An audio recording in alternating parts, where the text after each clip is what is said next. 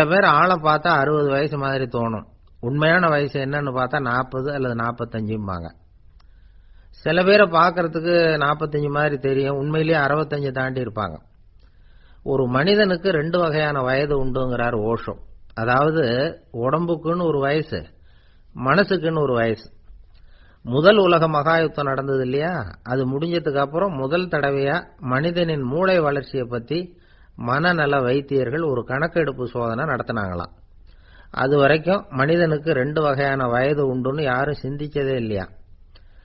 அந்த உலக மகாயுத்தம் முடிஞ்சதுக்கு அப்புறம் மனிதனுடைய சராசரி மனதின் வயதை கணக்கிட்டு பார்க்கும் பொழுது அவங்களுக்குலாம் ரொம்ப அதிர்ச்சியா இருந்துதான். ஏன்னா அது ரொம்ப பின்தங்கிய நிலையில இருந்திருக்கு, வளர்ச்சி அடையாத நிலையில இருந்திருக்கு. அவங்க கண்டுபிடிச்ச பிரகாரம் அப்போ மனசோட சராசரி வயசு என்ன தெரியுமா, 14. அப்படின்னா பாத்துங்க, உடல் ரீதியா ஒருத்தரோட வயசு 70 கூட இருக்கலாம், ஆனா மனசோட வயசு 14 தான். இதுக்கு நேர்மாறா அமைஞ்சு போச்சுன்னு வச்சுங்க. அதாவது ஒருத்தருக்கு உண்மையிலேயே 14 வயசு, அதாவது உடலோட வயசு 14, அவரோட மனசின் வயசு 70ன்னு வச்சுக்கோங்க. இப்படி அமைஞ்சுட்டுதுன்னா அவர் சீக்கிரம் ஞானத்தன்மை அடைஞ்சிருவார் அப்படின்னு அர்த்தம். இப்ப நமக்கெல்லாம் உடம்போட வயசு மனசோட வயசு ரெண்டும் ஒன்னா இருந்துட்டா அதுவே போதும், அதுவே பெரிய விஷயம். இப்ப எமர்சன் கிட்ட போய் ஒருத்தர் கேட்டாராம், உங்க வயசு என்ன அப்படின்னு.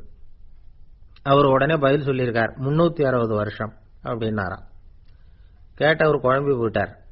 அவர் என்ன சொல்றாரு, 360 வயசா, என்ன நம்ம காதல தான் சரியா விழலையா? எமர்சன் எப்பவும் உண்மையை பேசுற ஒரு சிறந்த அறிவாளி, அவர் இப்படிலாம் பொய் சொல்ல மாட்டாரே அப்படின்னு ஒரு யோசனை பண்ணிக்கிட்டே இவர் மறுபடியும் அவர் கிட்ட போனாராம். ஐயா, நீங்க சொன்னது சரியா என் காதல விழல, அதனால மறுபடியும் கேட்கிறேன், உங்க வயசு என்ன அப்படின்னாராம். எமர்சன் மறுபடியும் சொல்லியிருக்கிறார் 360 வருஷம்னு. வந்தவருக்கு உண்மையிலேயே அதிர்ச்சியா போயிட்டுது. அதுக்கப்புறம் மெதுவா ஆரம்பிச்சாராம், ஐயா நீங்க சொல்றதை என்னால ஏத்துக்க முடியாது, எப்படி பார்த்தாலும் இப்போ உங்களுக்கு வயசு ஒரு 60க்கு மேல இருக்காதுன்னு நினைக்கிறேன் அப்படின்னாராம். நீங்க சொல்றது சரிதான், அது என் உடம்போட வயசுன்னாராம் எமர்சன். அப்படின்னா ஏற்கனவே நீங்க சொன்னது அப்படின்னு கேட்டிருக்காரு, அது என் மனசோட வயசு அப்படின்னாராம். நம்மளை பொறுத்த வரைக்கும் அறிவு தூசு படிஞ்சிருக்கு, அது மாதிரியே அன்பும் மாசுபட்டிருக்கு. இது ரெண்டையும் சுத்தம் பண்ண வேண்டியிருக்குது, அப்பதான் நாம சரியான வயசுல வாழ முடியும். ஒரு ஆசாமி இருக்கிறார், அவருக்கு உடம்போட வயசு அதிகம், மனசோட வயசு ரொம்ப குறைச்சல், குழந்தை மாதிரி. அவர் ஒரு ஆஸ்பத்திரியில படுத்திருக்கிறார். நர்சம்மா எல்லாருக்கும் மருந்து கொடுத்துட்டு போறாங்க. கொஞ்ச நேரம் கழிச்சு திரும்பி வந்தாங்க.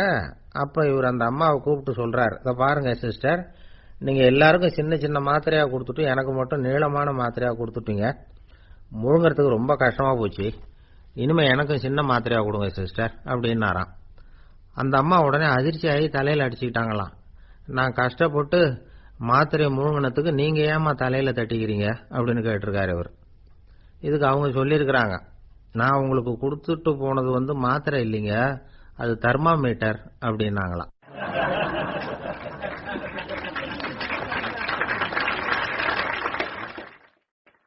எனக்கு ஒரு உதவி செய்யணும் அப்படின்னு நம்மளை பார்த்து ஒருத்தர் கேட்கிறாருன்னு வச்சுங்களேன், உடனே நாம அவரை பார்த்து என்ன உதவின்னு கேட்போம். இதுதான் சராசரி மனிதர்களின் இயல்பு. ஆனா ஒருத்தர் எனக்கு ஒரு உதவி செய்யணும் அப்படின்னு கேட்ட உடனே என்ன உதவின்னு கூட கேட்காம சரி செய்யறேன் அப்படின்னு ஒத்துக்கிறது இருக்கு பாருங்க, அது கொஞ்சம் அபூர்வம். அந்த காலத்துல ஒருத்தர் இருந்தார். அவர் எப்படி தெரியுமா, உதவி கேட்கறவங்க நல்லவங்களா கெட்டவங்களா அப்படின்னு கூட பார்க்கல, தனக்கு நன்மையா தீமையா அப்படின்னு கூட பார்க்கல, உதவி செய்யறேன்னு புறப்பட்டுட்டார். அவர் யார் தெரியுமா, அவர் தான் நல சக்கரவர்த்தி. அவர் மாதிரி நாமும் உதவி கேட்கறவங்களுக்கு உடனே உதவி செய்யறதுக்கு தயாரா இருக்கணும் அப்படின்னு சொன்னார் ஒரு ஆன்மீக பேச்சாளர். நல சரித்திரத்தை அவர் சொல்லிட்டு இருந்தார். இந்திரன், அக்னி, வருணன், யமன், இவங்க 4 பேரும் நலனை பார்த்து எங்களுக்கு நீ உதவி செய்யணும், எங்களுக்காக நீ தூது போகணும் அப்படின்னு கேட்கறாங்க. யாருகிட்ட தூது போகணும், என்ன காரியத்துக்காக போகணும் அப்படின்னு கேட்கணும்ல. நலன் அப்படி கேட்கவே இல்லை, உடனே சரின்னு ஒத்துக்கிறான். அதுக்கப்புறம் அவங்க விவரம் சொல்றாங்க, என்ன உதவி, யாருகிட்ட தூது போகணும் அப்படிங்கிற விவரத்தை சொல்றாங்க. நலனுக்கும் அப்புறம் தான் புரியுது, எந்த தமயந்தியை இவன் காதலிச்சானோ, எந்த தமயந்தின் சுயம்பரத்துக்காக இவன் போய்கிட்டு இருக்கிறானோ, அந்த தமயந்தியை பார்த்து தங்களுக்காக அவகிட்ட வாதாடணும், பேசணும், தங்களில் ஒருத்தரை கல்யாணம் பண்ணிக்கும்படியா கேட்கணும் அப்படின்னு அவங்க 4 பேரும் நலங்கிட்ட கேட்கறாங்க. இத கேட்டதும் நலன் கொஞ்சம் கூட முகம் சுளிக்கல, பதட்டப்படல. நேரா தமயந்தி கிட்ட போறான். இந்திரன், அக்னி, வருணன், யமன் இவங்களோட சிறப்புகளை எடுத்து சொல்றான். இவங்கள ஒருத்தரை கல்யாணம் பண்ணிக்கலாம் அப்படின்னு சொல்லி கேட்டுக்கிறான். ஆனா இதுக்கு தமயந்தி சம்மதிக்கல. சுயம்வரம் நடக்குது. அவ நலனை தேர்ந்தெடுக்கிறா. அந்த 4 பேரும் நலனுக்கு நிறைய வரங்கள்லாம் கொடுக்கறாங்க. அதுக்கப்புறம் இப்படி போகுது கதை. இதுல நாம கவனிக்க வேண்டியது என்னன்னா, உதவின்னு கேட்ட உடனே என்ன உதவின்னு கேட்காம சரி செய்யறேன்னு சொன்னான் பாருங்க, அதை கொஞ்சம் சிந்திக்கணும். செய்யறேன்னு ஒத்துக்கிட்டதுக்கு அப்புறம் அது என்ன உதவின்னு தெரிஞ்சும் முகம் சுளிக்காம அதை செஞ்சான் பாருங்க, அதையும் கொஞ்சம் சிந்திக்கணும். நம்மால் ஒருத்தன் ஒரு நண்பனை தேடி போனா, எனக்கு ஒரு உதவின்னா சரி சொல்லுன்னா, இப்போ உங்ககிட்ட 2 கார் இருந்தா என்ன பண்ணுவேன்னா, உடனே அதுல ஒண்ணு உங்ககிட்ட கொடுத்துருவேன்னா, அவன் உங்ககிட்ட 2 பங்களா இருந்தா என்ன பண்ணுவேன்னா, அதுல ஒண்ணு உங்ககிட்ட கொடுத்துருவேன்னா, உங்ககிட்ட 2 பேனா இருந்தா என்ன பண்ணுவேன்னா, அதுல ஒரு பேனாவை உங்ககிட்ட கொடுக்க மாட்டேன்னா அவன். ஏன்டா அப்படி சொல்றேன்னா, ஏன்னா இப்ப நிஜமாவே என்கிட்ட 2 பேனா இருக்கு, அதனால அப்படி சொல்றேன் அப்படின்னு நானா அவன்.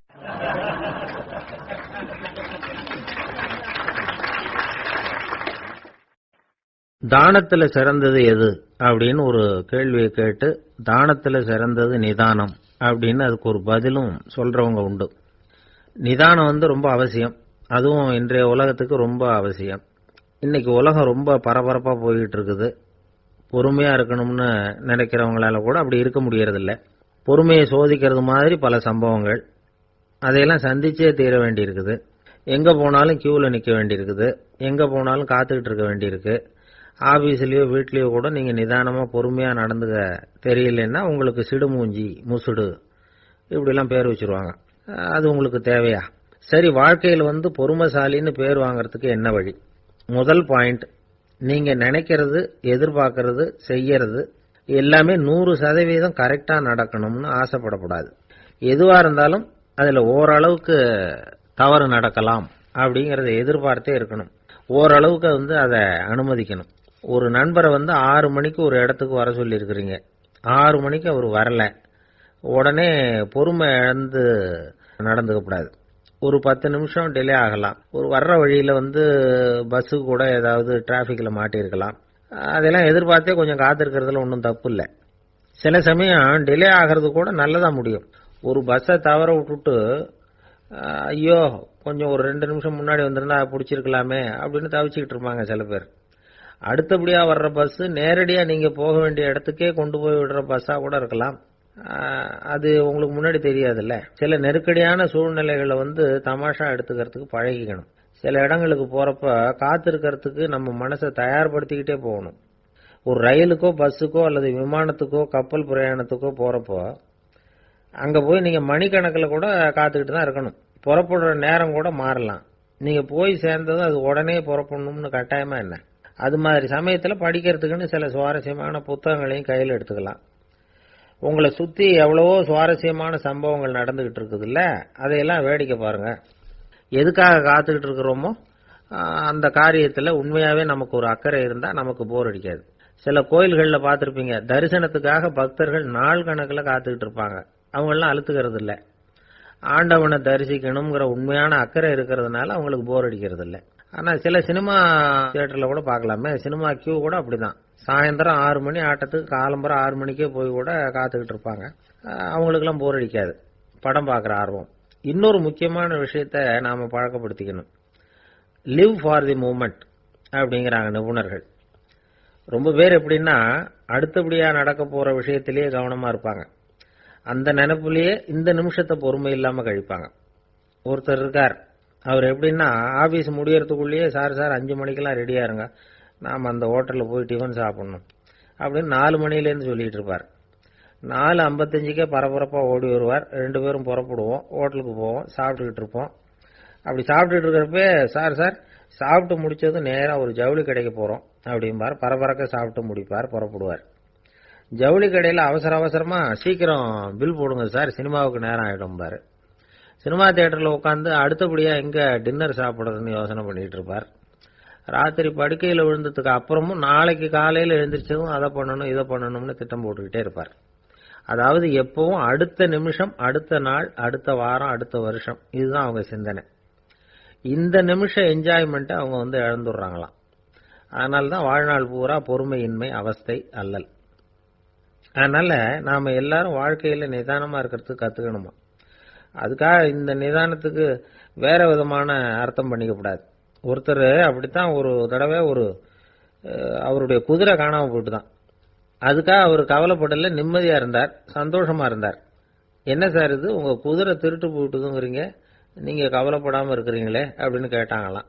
அதுக்கு அவர் சொல்லியிருக்கார், நல்ல வேளை சார், கட்டியிருந்த குதிரை காணாம போயிருக்குது. நான் அது மேல உட்கார்ந்து இருக்கிற சமயம் அது காணாம போயிருந்ததுன்னா, திருட்டு போயிருந்ததுன்னா நானும் சேர்ந்துல காணாம போயிருப்பேன் அப்படின்னாராம். எவ்வளவு நிதானமான ஆள் பாருங்க.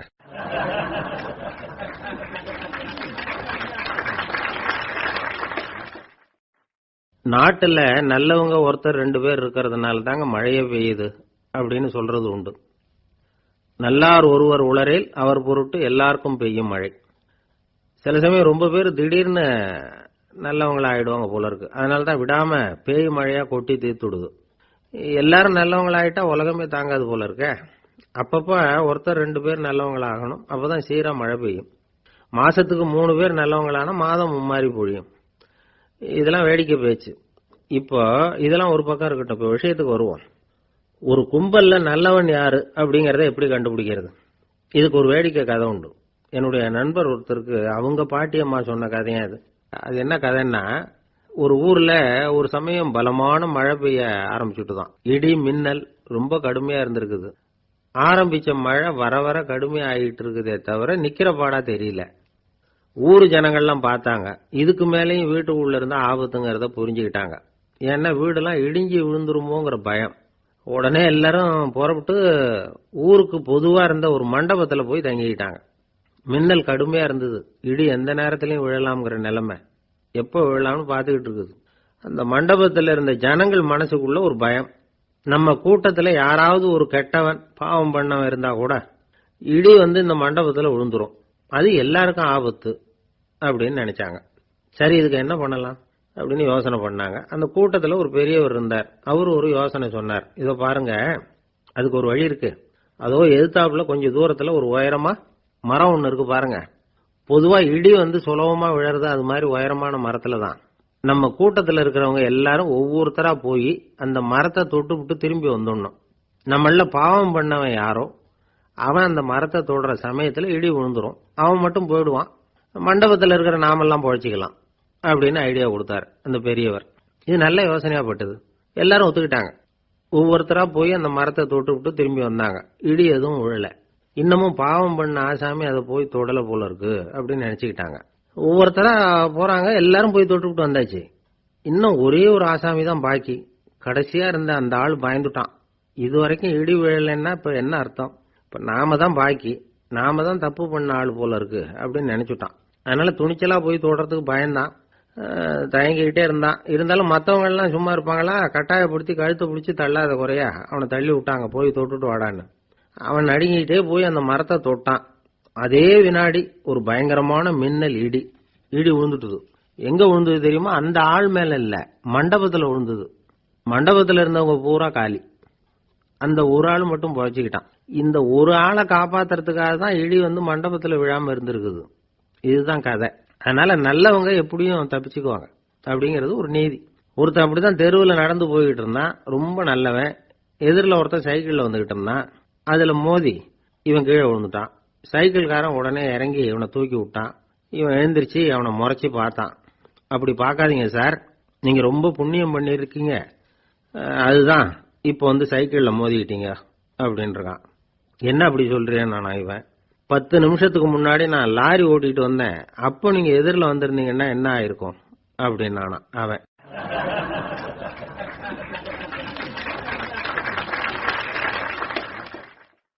ஒரு ஊர்ல ஒரு ஆள் இருந்தான், தையல் கடை வச்சிருந்தான். அவங்கிட்ட ஒருத்தன் ஒரு சட்டை துணி எடுத்து கொடுத்து தைக்க சொல்லியிருந்தான். வர்ற சனிக்கிழமை வா, வாங்கிட்டு போ அப்படின்னு அவன் சொல்லியிருந்தான். அதே மாதிரி இவன் வந்தான். அவன் தச்சு வச்சிருந்த சட்டையை கொடுத்தான். இவன் வாங்கி அங்கேயே போட்டு பார்த்தான். கை நீளம் ஒண்ணுக்கு ஒண்ணு வித்தியாசமா இருந்தது. வலது கை இடது பக்கத்தை விட நீளம் குறைச்சலா இருந்தது. அவன் முணுமுணுக்க ஆரம்பிச்சுட்டான், என்ன இது இப்படி தைச்சுட்டியேன்னு. இதுக்கு அவன் சொன்னான், ஐயையோ இதுக்காகவா சங்கடப்படுறீங்க, வலது கையை மட்டும் கொஞ்சம் உள்ள இழுத்தாப்புல வச்சுக்கிட்டீங்கன்னா சரியா போகுது. மற்றபடி அந்த சட்டையில உள்ள கலை அம்சத்தை கவனிங்க, எவ்வளவு அற்புதமா தச்சிருக்கேன் பாருங்க. ஒரு சின்ன குறைய இப்படிலாம் பொருட்படுத்த வேண்டியதில்லை. நான் சொன்னது மாதிரி கையை கொஞ்சம் உள்ள இழுத்தது மாதிரி வச்சுக்கிட்டு நடந்து போங்க, ஜோரா இருக்கும் அப்படின்னா. அவனும் யோசிச்சு பார்த்தான். சரியான யோசனையா தான் தோணுச்சு. கொஞ்சம் முயற்சி பண்ணி வலது கையை கொஞ்சம் உள்ள இழுத்து சட்டை சரியா இருக்கிறது மாதிரி பண்ணிட்டான். இப்போ மறுபடியும் ஒரு பிரச்சனை. வலது கையை உள்ள இழுத்த மாதிரி அப்படியே வச்சுக்கிட்டதும் முதுகு பக்கம் கொஞ்சம் துணி தளர்த்தியா தொங்குறது மாதிரி தெரிஞ்சது. என்ன இது, முதுகு பக்கம் துணி குவிஞ்சுட்டுதே, தொங்குதே அப்படின்னா மறுபடியும், அடடா இதுக்காகவா கவலைப்படுறீங்க, உடம்ப அதுக்கு தகுந்த மாதிரி கொஞ்சம் வளைச்சிக்கிட்டா சரியா போடுது. இதுக்காக அந்த அழகான தையலை பிரிச்சு அதுல உள்ள கலை அம்சத்தை கெடுக்கிறதுக்கு என் மனசு இடம் தரல. எவ்வளவுக்கு தளர்த்தியா இருக்கோ அவ்வளவுக்கு கொஞ்சம் உடம்ப வளைச்சி அப்படி குனிஞ்சது மாதிரி போங்க போதும் அப்படின்னா. அதுவும் நல்ல யோசனையா தான் பட்டுது இவனுக்கு. சரின்னு சொல்லிவிட்டு புறப்பட்டான். தெருவில் இறங்கினான். கையை கொஞ்சம் உள்ள இழுத்தான், உடம்ப கொஞ்சம் முன்னால வளைச்சான், சட்டைக்கு தகுந்த மாதிரி உடம்ப பண்ணிட்டான். மெதுவா நடந்து போறான். இப்போ எதிரில் இன்னொருத்தன் வரான். இவனை பார்க்கறான். இவன் போட்டிருக்கிற சட்டையை பார்க்கறான். ஆஹா அற்புதம்ங்கிறான்.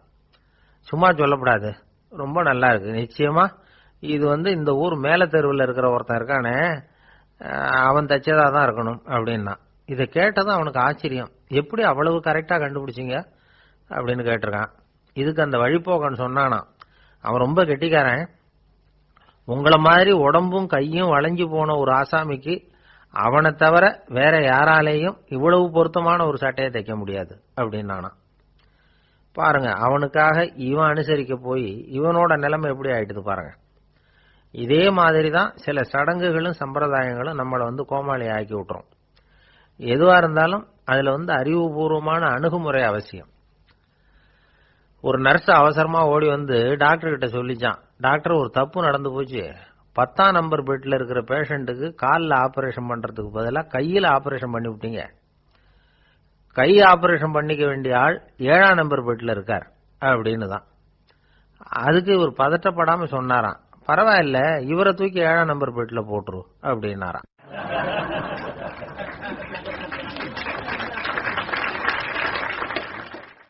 இந்த உலகத்துல மனுஷன் எவ்வளவோ தவறுகள் செய்யறான்.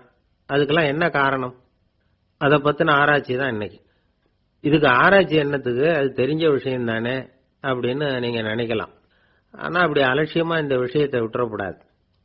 பொதுவா எல்லோரும் நினைக்கலாம் எது சரி எது தவறு அப்படின்னு தெரியாததுனால தான் மனுஷன் தப்பு பண்றான் அப்படின்னு.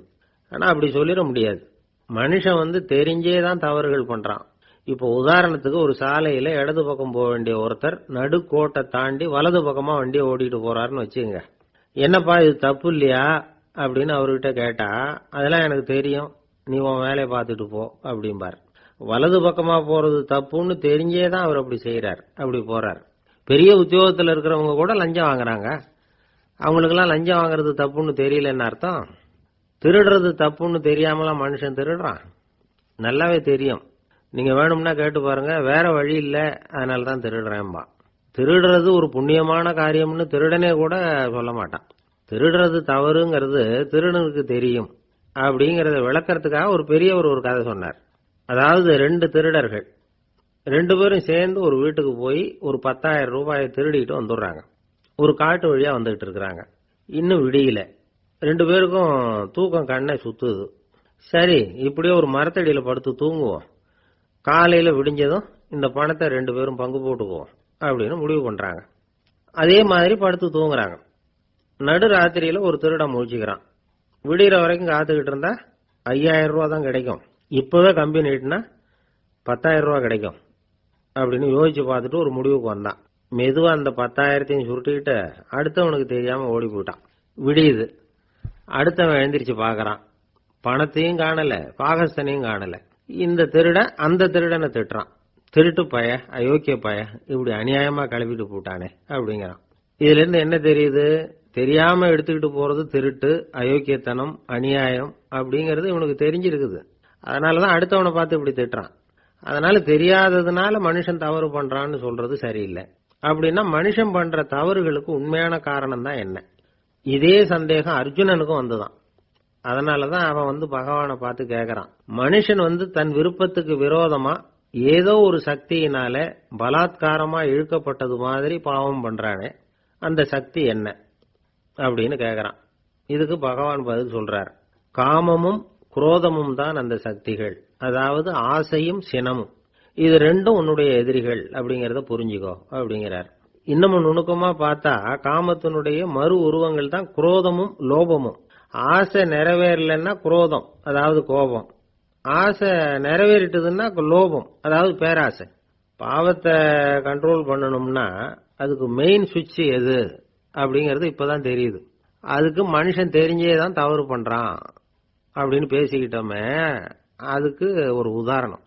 ஒரு ஆளு ஹோட்டல்ல சாப்பிட போனான். சாப்பிட்டு முடிச்சான். எழுந்திரிச்சு முதலாளி கிட்ட பில்ல கொடுத்தான். காசை கொடுக்கல. முதலாளி பணம் கொடுன்னு கேட்டார். இவன் என்கிட்ட பணம் இல்லைன்னா. முதலாளி கொஞ்சம் கூட அலட்டிக்கல.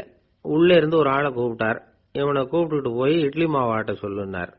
இவனும் கவலைப்படாம உள்ள போயிட்டான். அப்போ அழைச்சிட்டு போற ஆளு கேக்குறான், ஏன் சார் சாப்பிடுறதுக்கு முன்னாடி காசு இல்லைங்கிறது உங்களுக்கு தெரியாதா அப்படின்னு கேக்குறான். தெரியும், காசு இல்லைங்கிறதும் தெரியும், காசு இல்லாம சாப்பிட்டா மாவாட்டணுங்கிறதும் தெரியும் அப்படின்னா அந்த ஆள். அப்படின்னா நீங்க உங்க வீட்லயே சாப்பிட்டு இருக்கலாமே அப்படின்னு கேக்குறான் அவன். அதுக்கு இவர் சொல்றாரு, அது எப்படி, அங்க சாப்பிட்டாலும் நான் இதே வேலையை தானே செய்ய வேண்டியிருக்கும் அப்படின்னாராம்.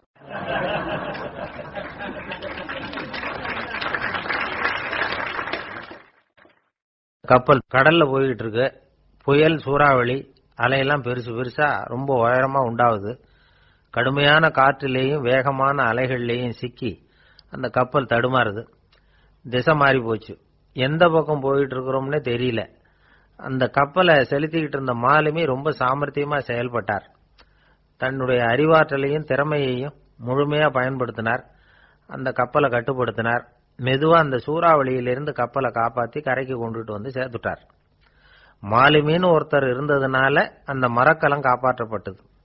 மாலுமின்னு ஒருத்தர் இல்லைன்னு வச்சுக்குங்க, அந்த கப்பலோட கதி என்னவா இருக்கும் யோசிச்சு பாருங்க. ஒரு கோபக்காரனுடைய நிலைமையும் அப்படித்தானா. கோபக்காரன்கிறவன் ஒரு மாலுமி இல்லாத மரக்கலம் அப்படிங்கிறார் நபிகள் நாயகம். கொந்தளிக்கிற கடல்ல கொடுமையான அலைகளின் உச்சியில அல்லல் படுகிற மரக்கலத்தை விட மோசமானது கோபக்காரனின் நிலைமை அப்படிங்கிறது அவருடைய கருத்து. அது மாதிரி இதுன்னு சொல்லல, அதை விட மோசம் இது அப்படிங்கிறார். ஏன் தெரியுமா? ஒரு கப்பல் கடல்ல தடுமாறினா அதை சரிப்படுத்த மாலுமி இருக்கிறார். அவர் தன்னுடைய சாமர்த்தியத்தினால அதை கட்டுப்படுத்தி சரியான வழிக்கு கொண்டுட்டு வந்துருவார். ஆனா கோபக்காரனுடைய நிலைமை அப்படி இல்லை அப்படிங்கிறார் நபிகள் நாயகம். மனித மனம் ஒரு மரக்கலம், அறிவு அதுல இருக்கிற மாலுமி. மாலுமி மரக்கலத்தை செலுத்துறான், அவனுக்கு கட்டுப்பட்டு அது ஓடுது. ஆனா கோபக்காரன்கிற மனுஷங்கிட்ட அறிவுங்கிற மாலுமி சரியா வேலை செய்ய மாட்டான். ஏன்னா கோபம் அந்த மாலுமியின் கண்களை அவிச்சிரும், காதுகளை கேட்காம பண்ணிவிடும். கண்ணையும் காதையும் மூடிவிட்டு கப்பலை ஓட்டுனா எப்படி ஓட்டுறது? அதனால கோபக்காரன் மாலுமி இல்லாத மரக்கலம். இடி மின்னல்ல மாட்டிக்கிட்டு கஷ்டப்படுற கப்பல் மாதிரி கஷ்டப்படுறான். பெரியவங்க எல்லாம் என்ன சொல்றாங்க? உனக்கு கெடுதல் பண்ணவனுக்கும் நீ நன்மையை செய், எவருடைய விருப்பு வெறுப்பையும் பொருட்படுத்தாதே, பரம எதிரிக்கும் நீ நன்மை செய்ய ஆரம்பிச்சா உன்னுடைய தூய நிலையை பார்த்துட்டு அவனும் உனக்கு நெருக்கமான நண்பனா ஆயிடுவான். இதுதான் பெரியவங்க நமக்கு சொல்லி இருக்கிறது. புனித குர்ஆன் சொல்றது என்ன? தீமையை நன்மையை கொண்டே நீர் தடுத்துக் கொள்ளும் அப்படின்னு சொல்லப்பட்டிருக்கு. அதுல இன்னா செய்தாரை ஒருத்தல் அவர் நாண நன்னயம் செய்து விடல் அப்படிங்கிறார் திருவள்ளுவர். செல்வந்தர் ஒருத்தர்கிட்ட ஒரு சிறுவன் ஆடு மேய்ச்சிக்கிட்டு இருந்தானா. பெரியவர் அவனை கூப்பிட்டு, நீ நேரா போய் ஒரு ஆட்டுல உள்ள ரொம்ப நல்ல பகுதி எதுவோ அதை எடுத்துக்கிட்டு வா அப்படின்னாராம். இவன் போனான். ஒரு ஆட்டு உடம்புல இருந்த நாக்கு, இருதயம், இது ரெண்டையும் எடுத்துட்டு கொடுத்தானா. பெரியவர் வாங்கி பார்த்தார். அதுக்கப்புறம் இப்ப நீ போய் இன்னொரு ஆட்டுல இருக்கிற ரொம்ப கெட்ட பகுதி எதுவோ அதை எடுத்துட்டு வா அப்படின்னாராம். இவன் போய் எடுத்துட்டு வந்தான். அவன் கையில இருந்தது மறுபடியும் அதே மாதிரி நாக்கு, இருதயம், இது ரெண்டும் தான். என்னது இப்பவும் அதையே கொண்டுட்டு வந்திருக்கிற அப்படின்னாராம் பெரியவர். இவன் சொன்னானா, ஒரு உடம்புல உள்ள ரொம்ப நல்ல பொருளும் இதுதான், ரொம்ப கெட்ட பொருளும் இதுதான் அப்படின்னு. இளம் வயசுல இப்படி பதில் சொன்னவர் தான் பேரறிஞர் லுக்மானுல் ஹக்கீம் அவர்கள். கோபப்படாம இருந்தா இது ரெண்டும் நல்லா வேலை செய்யும், கோபப்பட்டா இது ரெண்டும் மோசமா வேலை செய்யும். அதை புரிஞ்சுக்கிறதுக்காகத்தான் இன்னைக்கு இந்த தகவல். கோபம் வந்துட்டா நாம என்ன செய்யறோங்கிறது நமக்கே தெரியாது. ஒருத்தர் டாக்டர் கிட்ட போனார் அவசரமா. டாக்டர், எனக்கு இப்ப கடுமையான கோப வெறி, எனக்கு கண்ணு மண்ணு ஒன்னும் புரியல, உடனடியாக அதை கட்டுப்படுத்தணும், உடனே இதுக்கு ஏதாவது ஒரு மாத்திரை கொடுங்க பிளீஸ் அப்படின்னார். அந்த டாக்டரும் உடனே ஒரு மாத்திரையை கொடுத்து இதை உடனே போடுங்க, நான் தண்ணி கொண்டுட்டு வரேன்னு உள்ள போனார். தண்ணியோட திரும்பி வந்தார். இவரு சொன்னார், டாக்டர், நீங்க கொடுத்த மாத்திரை ரொம்ப பெருசா இருந்தது, இருந்தாலும் கஷ்டப்பட்டு முழுங்கிட்டேன்னார். டாக்டர் சந்தேகத்தோட மேசையை பாக்குறார். பார்த்தா மாத்திரை அங்கேயே இருக்குது, பேப்பர் வெயிட்ட காணல.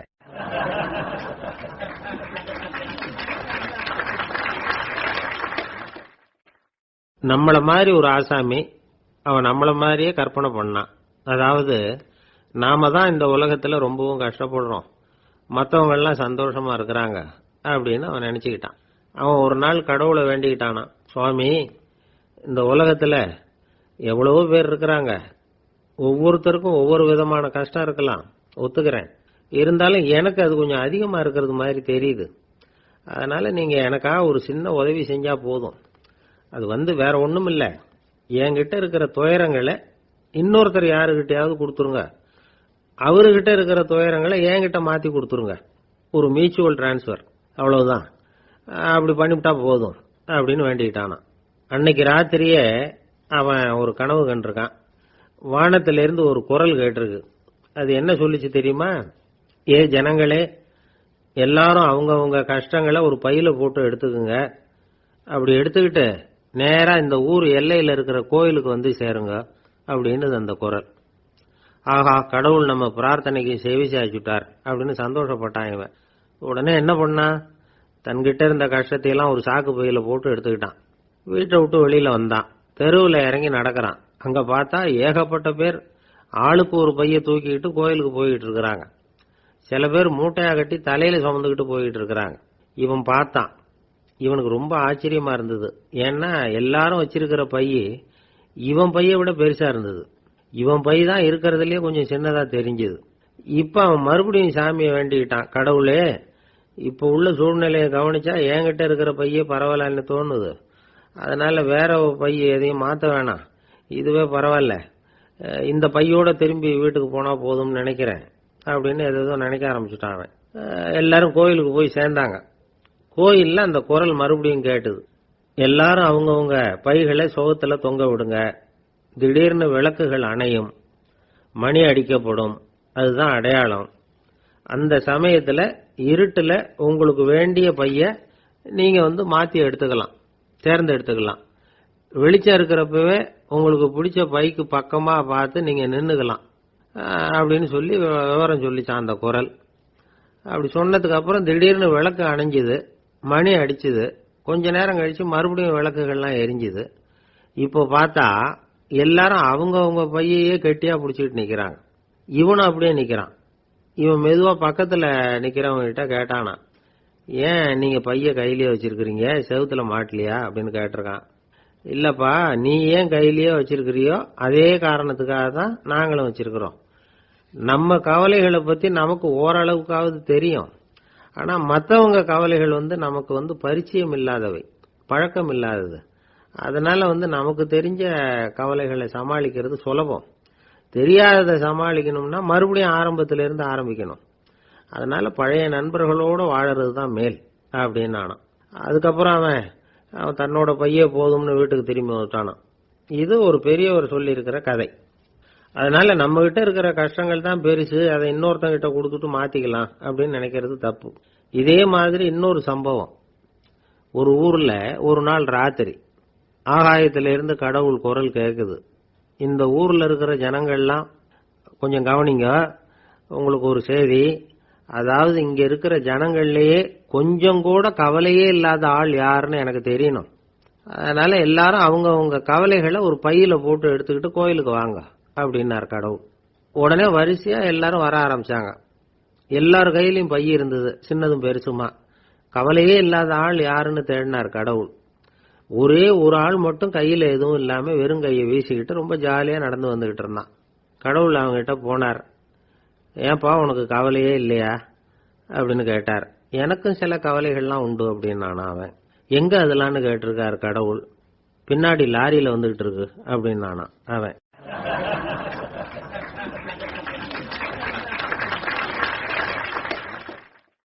இன்றைக்கு பல பேர் உயில் எழுதி வைக்கிறாங்கல்ல. இந்த உயில்னா என்ன? அதாவது ஒரு நபர் தனக்கு பின்னாடி தன்னுடைய சொத்துக்கள் யாருக்கு போய் சேரணும்னு நினைக்கிறாரோ அந்த நினைப்பை சட்டப்படி உறுதிப்படுத்துறது தான் உயில். சரி, உயிலை யாரு எழுதலாம்? 18 வயசு பூர்த்தியான யாரும் உயில் மூலமா சொத்துக்களை விநியோகிக்கலாம். கண் பார்வை இல்லாதவங்க, காது கேளாதவங்க, வாய் பேச முடியாதவங்க, இவங்கெல்லாம் கூட உயில் எழுதி வைக்கலாம். புத்தி சுவாதீனம் இல்லாதவங்க கூட சில சமயம் புத்தி தெளிவா இருந்தா உயில் எழுதலாமா. குடிபோதையில் இருக்கிறவங்க, தாங்கள் என்ன செய்யறோங்கிறது தெளிவா அறிய முடியாதவங்க, நோய் நொடியில் இருக்கிறவங்க, இவங்கெல்லாம் உயில் எழுத முடியாது. ஒருத்தரை நிர்பந்தப்படுத்தி ஏமாத்தி அல்லது சுய நினைவில்லாத ஒருத்தர்கிட்ட எழுதி வாங்கி வைக்கிற உயில் செல்லாது. உயிலை இந்த முறையில தான், இந்த படிவத்துல தான் எழுதணும்னு சட்டத்துல விதி எதுவும் கிடையாது. இதுக்கு முத்திரை கட்டணமும் கிடையாது. உயிலை வெற்று காகிதத்துல எழுதலாம். அச்சடிக்கணும், டைப் அடிக்கணுங்கிற அவசியம் கூட இல்லை. கையாலேயே கூட எழுதலாம். எழுதி இருக்கிறது புரியணும், அவ்வளவுதான். குறைந்தபட்சம் 2 சாட்சிகளை வச்சுக்கிட்டு உயில் எழுதுறவர் அதுல கையெழுத்து போடணும். கையெழுத்து போட தெரியாதுன்னா இடது கை பெருவிரல் ரேகை வைக்கலாம்.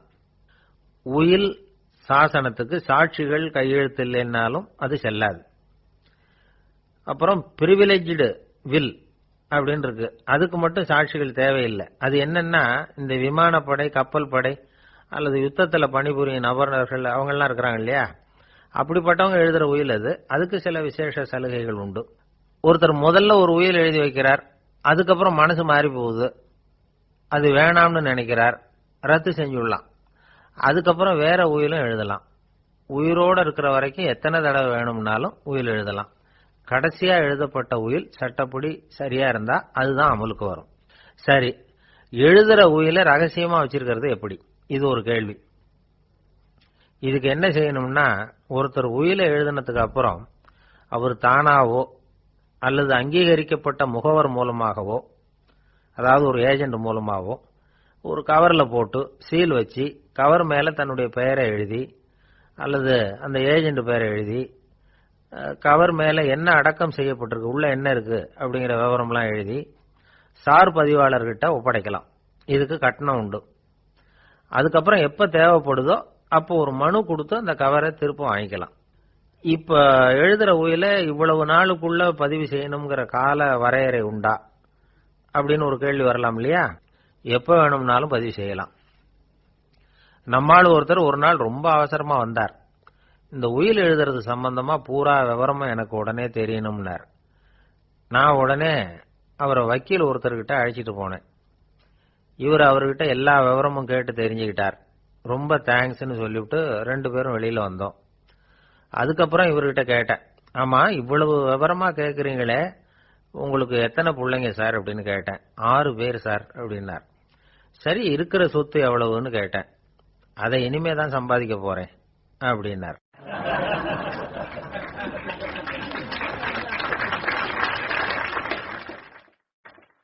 இன்பம் துன்பம் இது ரெண்டும் சேர்ந்ததுதான் வாழ்க்கை. இது எல்லாரும் சொல்லிட்டு இருக்கிற ஒரு உண்மை. அது சரி, இது ரெண்டும் வர்றதுக்கு என்ன காரணம்? துறவி ஒருத்தர் யோசிச்சு பார்த்திருக்கார். இன்ப துன்பம் தோன்றுவதற்கு முக்கியமா 6 காரணங்கள் உண்டு அப்படிங்கிறார் அவர். அது என்னங்கிறத நாமளும் தெரிஞ்சு வச்சுக்குவோமே. இப்ப முதல் காரணம் சுயநலம். ஒரு தாயார் தன்னுடைய சுயநலம் கருதி தன்னுடைய மகன் இன்பமா இருக்கணும்னு ஆசைப்படுறாங்க. மகனும் அப்படியே ஆசைப்படுறான். அதனால தாயாரின் இன்ப துன்பங்களை பார்த்துட்டு மகனும் இன்ப துன்பம் அடையறான். அந்த அம்மாவுக்கும் அதே நிலைமை தான். ரெண்டாவது காரணம் உறவு. நான் துறவியான பிறகு கூட உறவுங்கிற காரணத்தினால தான் தாயாருடைய சுக துக்கங்களை கண்டு நானும் சுக துக்கம் அடைகிறேன். என் தாயாருடைய நிலைமையும் இதுதான் அப்படிங்கிறார் ஒரு துறவி. மூணாவது காரணம் என்னன்னா அறிமுகம். எனக்கு அறிமுகமான ஒருத்தரை ரயில் நிலையத்தில் சந்திக்கிறேன். அவர் தன்னுடைய பணப்பையை எங்கேயோ தொலைச்சுட்டு வருத்தப்பட்டு இருக்கிறார். நானும் வருத்தப்படுறேன். அந்த சமயத்தில் யாரோ ஒருத்தர் இதுதானே அவங்க பணப்பை அப்படின்னு சொல்லி கொண்டாந்து நீட்டுறார். பணப்பையை தொலைச்சவர் சந்தோஷப்படுறார், நானும் சந்தோஷப்படுறேன். இது அந்த துறவி சொல்ற அனுபவம். நாலாவது காரணம் என்னன்னா கருணை. எனக்கு முன்னே பின்ன தெரியாத ஒருத்தனை யாரோ ஒருத்தன் அடிச்சு காயப்படுத்தி போடுறான்.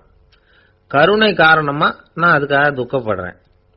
அஞ்சாவது காரணம் எதையும் நம்புறது. ஒரு பசுமாட்டை ஒரு முரணை அடிச்சுக்கிட்டு இருக்கிறான் அப்படின்னு ஒருத்தர் வந்து நம்மகிட்ட சொல்றாருன்னு வைங்க, உடனே நான் துக்கப்படுறேன். இன்னொருத்தர் வந்து அந்த முரணனை போலீஸ்காரங்க பிடிச்சிட்டு போயிட்டாங்கன்னு சொல்லி சொல்றாரு, நான் உடனே சந்தோஷப்படுறேன். மூணாவதா ஒருத்தர் வந்து முதல் 2 பேரும் சொன்னது பொய்யுங்கிறார்.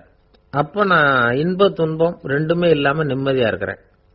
இது ஒரு விதம். அடுத்தது 6வது காரணம் என்னன்னா தன்மயமாகுதல். ஒரு நாவல் படிச்சுக்கிட்டு இருக்கிறோம், அதுல வர்ற பாத்திரங்களோட நாம ஒன்றி போயிடுறோம். அதுல வர்ற பாத்திரங்கள் சிரிச்சுதுன்னா நாமளும் சிரிக்கிறோம், அது அழுதுன்னா நாமளும் அழறோம். அதெல்லாம் வந்து அந்த துறவி சொல்ற அனுபவ உண்மைகள். இன்ப துன்பம் இது ரெண்டும் தோன்றுவதற்கு சுயநலம், உறவு, அறிமுகம், கருணை, எதையும் நம்புறது, தன்மயமாகிறது, இது எல்லாம் தான் முக்கிய காரணம் அப்படின்னு அவர் சொல்றார். ஆக கூடி ஒட்டு மொத்தமா யோசனை பண்ணி பார்த்தா பிற பொருள்கள் மீது பற்றுதல் காரணமா தான் நாம வந்து இன்ப துன்பம் அடையிறோம் அப்படிங்கறத புரிஞ்சுக்க முடியுது. மனுஷன் வந்து இன்ப துன்பம் அடையறதுக்கு 7வது காரணம் கூட ஒண்ணு உண்டு அப்படின்னு சொல்லிட்டே வந்தார் ஒருத்தர். அது என்ன அப்படின்னு கேட்டோம். அதுதான் சார் இந்த நீங்க சொல்லிட்டு வர்ற இன்று ஒரு தகவல்னார். எப்படி சொல்றீங்கன்னு கேட்டோம். இன்று ஒரு தகவல் கேட்க ஆரம்பிக்கிறப்போ மனசுல இன்பம், ஆரம்பிச்ச உடனே இது ஏற்கனவே கேட்ட சமாச்சாரமாச்சே அப்படின்னு நினைக்கிறப்போ துன்பம் அப்படின்னு அதுக்கு ஒரு விளக்கம் கொடுத்தார் அவர்.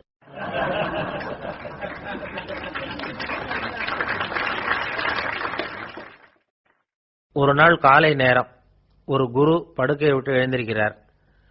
உடனே சீடர்களை பார்த்து எல்லாரும் இப்படி வாங்கங்கிறார். எல்லாரும் வர்றாங்க வேகமா. என்னங்க வேணும் உங்களுக்கு அப்படிங்கிற மாதிரி எல்லாரும் குருவை பார்த்தாங்க பயபக்தியோட. குரு அந்த சீடர்களை பார்த்து, இதை பாருங்க, இப்ப நான் ஒரு சிக்கலான விவகாரத்தில் மாட்டிக்கிட்டு இருக்கிறேன், அதை நீங்க தீர்த்து வச்சா நல்லதுன்னார். சீடர்களுக்கு ஒன்றும் புரியல. என்ன இது இவர் இப்படி சொல்றாரு, நமக்குள்ள எல்லா விவகாரங்களையும் தீர்த்து வைக்கிறவர் நம்ம குருநாதர், அவருடைய விவகாரத்தை நாம தீர்த்து வைக்கிறதா, ஆச்சரியமா இருக்குதே, குருநாதருக்கே சிக்கலா அப்படின்னு யோசனை பண்ண ஆரம்பிச்சாங்க. இருந்தாலும் ரொம்ப பணிவா கேட்டாங்க, சுவாமி உங்களுக்கே சிக்கலா, இந்த உலகத்து சிக்கல்களுக்கும் சிரமங்களுக்கும் அப்பாற்பட்டவர் அல்லவா தாங்கள், அப்படிப்பட்ட உங்களுக்கு சிக்கல்னா அது எப்படி அப்படின்னாங்க. எனக்கு ஏற்பட்டிருக்கிற சிக்கல் அவ்வளவு பெருசு, ரொம்ப பெரிய விவகாரம் அது அப்படின்னார் குரு. கொஞ்சம் விவரமா சொல்லுங்க அப்படின்னாங்க இவங்க. இப்ப அந்த குரு விவரத்தை சொன்னார். அதாவது நேற்று ராத்திரி நான் ஒரு கனவு கண்டேன். அந்த கனவுல நான் ஒரு பட்டாம்பூச்சியா மாறிட்டேன். அப்படி மாறி ஒவ்வொரு மலரா பறந்து போய் உட்காந்து தேன் சாப்பிட்டேன் அப்படின்னார். சீடர்கள் இதை கேட்டதும் ரொம்ப திகைச்சு போயிட்டாங்க. என்ன இது, இது ஒரு பெரிய பிரச்சனையா, ஒரு சாதாரண கனவு கண்டதுக்காகவா இந்த காலை வேளையில நம்மளை எல்லாம் குருநாதர் இவ்வளவு அவசரமா கூப்பிட்டுருக்கார் அப்படின்னு நினைச்சாங்க. இருந்தாலும் கேட்டாங்க, இதுல என்ன சிக்கல் சுவாமி, கனவுங்கிறது எல்லாருக்கும் வரத்தானே செய்யும் அப்படின்னார் ஒரு சீடர். சீடர்களே, பிரச்சனை அது இல்லை. நான் இன்னைக்கு காலையில கண்ணு முழிச்சு பார்த்தப்போ நான் நானாக மறுபடியும் மாறிட்டேங்கிறத தெரிஞ்சுக்கிட்டேன். இதுல சிக்கல் என்னன்னா, இப்ப அந்த பட்டாம்பூச்சி தான் நானா ஆயிட்டதாக கனவு கண்டுகிட்டு இருக்கா அப்படிங்கிறது தான். ஒரு மனுஷன் பட்டாம்பூச்சி ஆகிறதாக கனவு காண முடியுங்கிறப்போ அந்த பட்டாம்பூச்சியும் மனுஷனா ஆகிறதாக கனவு காண முடியும் இல்லையா? இப்ப எனக்கு யதார்த்த நிலை தெரியணும், எது நிஜம்னு தெரியணும். நேத்து ராத்திரி நான் கண்டது கனவா, அல்லது இது பட்டாம்பூச்சி கண்டுகிட்டு இருக்கிற கனவா? இதுதான் குரு கேட்ட கேள்வி. இதை கேட்டதும் சீடர்கள் ரொம்ப குழம்பி போயிட்டாங்க. சுவாமி, இதுவரைக்கும் நாங்க தூங்குறப்ப பாக்குறது கனவுன்னும் மூழ்கிட்டு இருக்கிறப்ப பாக்குறது நனவுன்னு நம்பிட்டு இருக்கிறோம். இப்போ எங்களை ரொம்ப குழப்பிட்டீங்க. இதுக்கு பதில் சொல்ல எங்களுக்கு சக்தி இல்லை அப்படின்னு சொல்லிவிட்டாங்களாம். அதுக்கப்புறம் அந்த குரு சொன்னாராம், நினைவு தான் முக்கியமான அம்சம். முடிவு கட்டம்னா பகலின் நினைவுகளை விட இரவின் கனவுகளே ரொம்ப உண்மை. ஒருத்தன் தூங்க போனா தூங்கிக்கிட்டே இருந்தா அவன் காணும் கனவு பொய்ங்கிறத அவன் உணர மாட்டான். ஒவ்வொரு கனவும் காணும் பொழுது அது ரொம்ப உண்மையா தான் தெரியுது. ஒரு கனவு கூட உண்மை இல்லைன்னு கனவுல தோன்றுவதே இல்லை அப்படின்னார் குரு. அகில வாழ்வு அத்தனையும் சொற்பனம் கண்டாய் அப்படிங்கிறார் தாயுமானவர். ஆகையினால நம்ம கனவுலேருந்து நாம என்னைக்கு முழிச்சுக்க போறோம் அப்படிங்கிறது தான் ஒரு முக்கியமான கேள்வி. ஒருத்தர் வந்தார், காலில் கட்டோட வந்தார். என்னங்க காலில் கட்டுன்னு? சார், நேற்று ராத்திரி தூக்கத்தில் எங்க வீட்டு கூரையில ஏணியை சாத்தி வச்சு இறங்கினப்போ வழுக்கி விழுந்து காலை உடைச்சுக்கிட்டேன்னார். உங்க வீட்டில் தான் ஏணியே கிடையாது சார் அப்படின்னு. உண்மைதான் சார், நான் கீழே விழுந்து முழிச்சுக்கிட்டதுக்கு அப்புறம் தானே ஏணி இல்லைங்கிறது எனக்கு ஞாபகம் வந்தது அப்படின்னார்.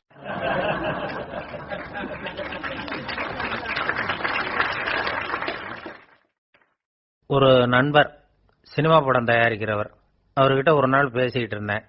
அது எப்படி சார், நீங்க எடுக்கிற எந்த படமும் கையை கடிக்காத அளவுக்கு எடுத்துடுறீங்களே, அது எப்படின்னு கேட்டேன். அது ஒன்றும் பெரிய விஷயம் இல்லை சார்.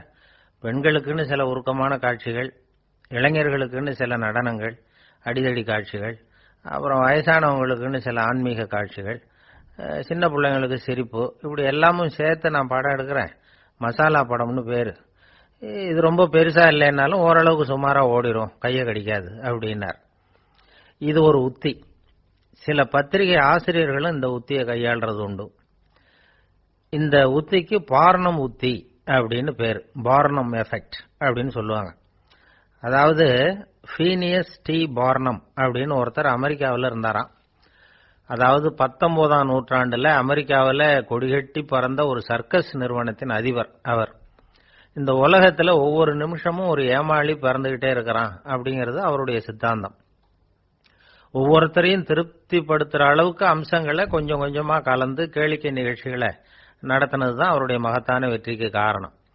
அதனால அந்த உத்தியை யார் கடைபிடிச்சாலும் சரி, அதுக்கு பார்னம் உத்தி அப்படின்னு பேர் வந்துட்டுது. ஜோசியம் சொல்றவங்களுக்கும் இந்த உத்தி தான் கை கொடுக்குது. ஒரு விஷயத்த ஒருத்தருடைய கோள் நிலைகள் அல்லது கையெழுத்து நிரூபிக்கிறதாக அவர்கிட்ட சொன்னா அதை அவர் நம்பிவிடுவார். ஆனா அந்த விஷயம் நல்லதா இருக்கணும், நேர்மையானதா இருக்கணும், அதாவது பாசிட்டிவா இருக்கணும். 8ஆம் இடத்துல குரு, 9ஆம் இடத்துல சனி, நீங்க ஒரு பெரிய மேதை தான் அப்படின்னு சொல்லுவாங்க. கேட்கறவங்களுக்கு அதை மறுக்கிறதுக்கு மனசு வராது. அப்படி சொல்லும் பொழுது கூடவே என்ன கொஞ்சம் முன்கோபம் அதிகமா இருக்கும், இருந்தாலும் அது உடனே மறைஞ்சிரும் அப்படின்னு சில அற்ப விஷயங்களையும் சொன்னாலும் அதையும் சரிதான்னு சொல்லி ஒத்துக்குவாங்க. ஆளுமையை எடை போடுகிற ஒரு நிறுவப்பட்ட உத்தியின் மூலமாக தன்னுடைய குணாதிசயங்கள் கண்டுபிடிக்கப்பட்டதாக அவர் நம்புறது தான் இதுக்கு காரணம். இந்த மாசம் பணத்தட்டுப்பாடு கொஞ்சம் இருக்கும், உடம்புல ஏதாவது கொஞ்சம் அசௌகரியம் இருக்கும், வீட்டுக்குள்ள லேசா மனஸ்தாபம் வரலாம், இது மாதிரி பொதுப்படையா சிலதை சொன்னாலே போதும், மக்களை நம்ப வச்சுடலாம்.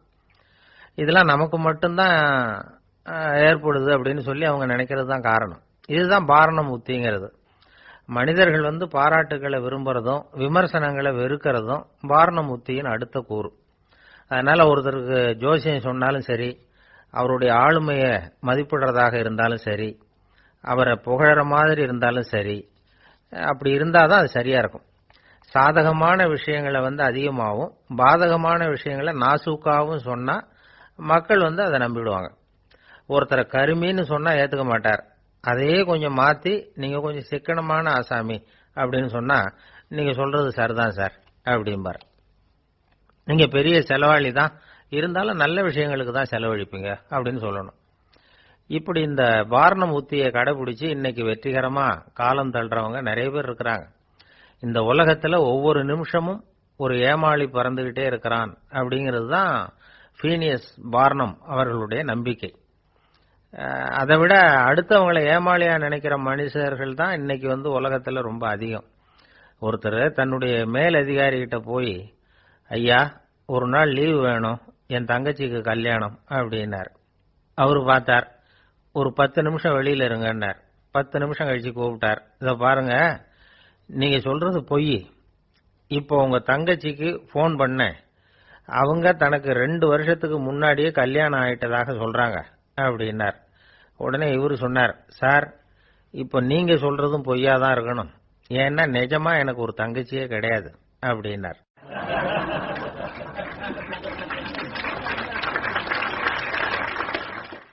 ஒரு பெரிய அரசன் இந்த உலகம் பூராவையும் ஆண்டுகிட்டு இருந்தான்.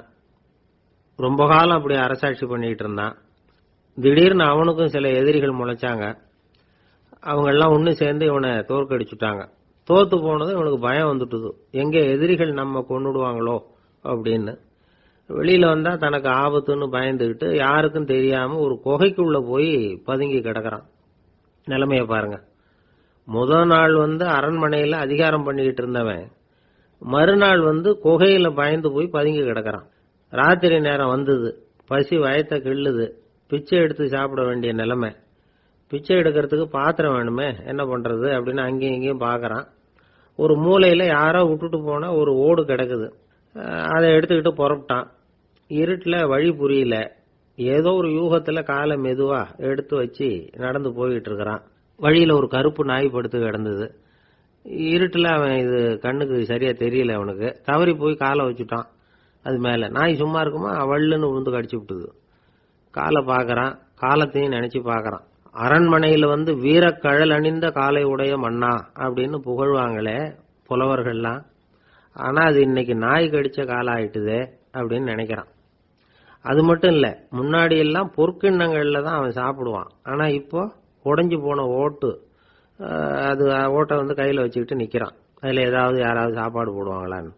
முன்னாடி எல்லாம் நிறைய பேர் அரண்மனைக்கு வருவாங்க, அரசருக்கு காணிக்கைன்னு சொல்லி இவன் காலடியில கொண்டாந்து கொட்டுவாங்க. அப்போலாம் இவன் அந்த ஜனங்களுடைய முகத்தை திரும்பி கூட பாக்குறது இல்ல, ரொம்ப கர்வமா உட்கார்ந்துருப்பான். அதே ஆளு இன்னைக்கு எல்லார் கண்ணிலையும் படுறது மாதிரி பிச்சை எடுத்துக்கிட்டு இருக்கிறான். அப்போலாம் காணிக்கைகளை தன்னுடைய கையால வாங்குறது தனக்கு கௌரவ குறைச்சல்னு நினைச்சு தன்னுடைய வேலைக்காரங்களை விட்டு தான் அதை வாங்க சொல்லுவான். இப்போ பாத்தீங்கன்னா அவனே தன் கையாலேயே பிச்சை வாங்குறான். நினைச்சு பாருங்க, அந்த மனுஷன் முத நாள் அரசன், மறுநாள் பிச்சைக்காரன். எவ்வளவு வித்தியாசம்! செல்வம் தான் இப்படி ஒரு வித்தியாசம் ஏற்படுறதுக்கு காரணம். அப்படிப்பட்ட செல்வம் வாழ்க்கையை நடத்துறதுக்கு நமக்கு தேவைதான். ஆனா அதையே நாம அடைய வேண்டிய பயனா நினைக்கிறோம் பாருங்க, அதுதான் வேடிக்கை. இத நம்மாழ்வார் அழகா ஒரு பாசுரத்துல சொல்றார். ஒரு நாயகமாய் ஓட உலகுடன் ஆண்டவர், கருணாய் கவர்ந்த காலர், சிதைகிய பானையர், பெருநாடு காண இம்மையிலே பிச்சைதாம் கொள்வர், திருநாரணன் தாழ் காலம் பெற சிந்தித்து உய்மினோ அப்படிங்கிறார் நம்மாழ்வார். ஒரு பெரிய பணக்காரர் ஒரு துறவிகிட்ட போய், சாமி என்கிட்ட நிறைய பணம் இருக்கு, இருந்தாலும் நிம்மதி இல்ல, என்னால நிம்மதியா இருக்க முடியல, என்ன காரணம்னு கேட்டாராம். உடனே அந்த துறவி இதுக்கு நேரடியா பதில் சொல்லாம பக்கத்துல நின்றுகிட்டு இருந்த ஒரு குழந்தைய கூப்பிட்டார். அது ஓடியாந்தது. ஒரு ஆப்பிள் பழத்தை எடுத்து அது கையில கொடுத்தார். அதை வாங்கிக்கிட்டு குழந்தை சிரிச்சுது. இன்னொரு பழத்தை எடுத்து கொடுத்தார், அதை இன்னொரு கையில வாங்கிட்டு சிரிச்சுது. 3வது ஆப்பிள் எடுத்து கொடுத்தார். 2 பழத்தையும் நெஞ்சில் அணைச்சிக்கிட்டு 3வது பழத்தையும் வாங்கறதுக்கு முயற்சி பண்ணிச்சு. ஆனா அது உடனே நழுவி கீழே விழுந்து உருண்டு ஓடிச்சு. ஏற்கனவே இருந்ததும் விழுந்துட்டுது. இப்ப அந்த குழந்தை அழ ஆரம்பிச்சுட்டுது. இப்ப அந்த துறவி பணக்காரர்கிட்ட சொன்னாராம், குழந்தைய கவனிச்சியா, 2 ஆப்பிள் போதும்னு அது நினைச்சிருந்தா இப்போ அது அழ வேண்டிய அவசியம் வந்திருக்குமா அப்படின்னாராம். எதுவுமே அளவுக்கு மிஞ்சினா துன்பம்தான். இந்த காலத்துல இதெல்லாம் யாரு காதுல வாங்குறாங்க? ஒருத்தனை நல்ல வழிக்கு கொண்டு வரணும்னு நினைச்சு அவனை கூப்பிட்டு உட்கார வச்சு இந்த கதையை சொல்லிட்டு இருந்தாங்க. சொல்லிவிட்டு அந்த குழந்தை செஞ்சது தப்பு தானே அப்படின்னு கேட்டிருக்கிறாங்க. ஆமாம், தப்பு தான், நானா இருந்தா அப்படி செஞ்சிருக்க மாட்டேன் நானா இவன். 2 பழமே போதும்னு சொல்லிருப்பியா அப்படின்னு கேட்டிருக்காங்க. அப்படி இல்லைங்க, அவர் கொடுக்க கொடுக்க ஒவ்வொரு பழமா வாங்கி பின்னாடி வச்சுட்டு மறுபடியும் கையை நீட்டுவேன் அப்படிங்கிறானா. இவெல்லாம் எந்த காலத்துல திருந்துறது?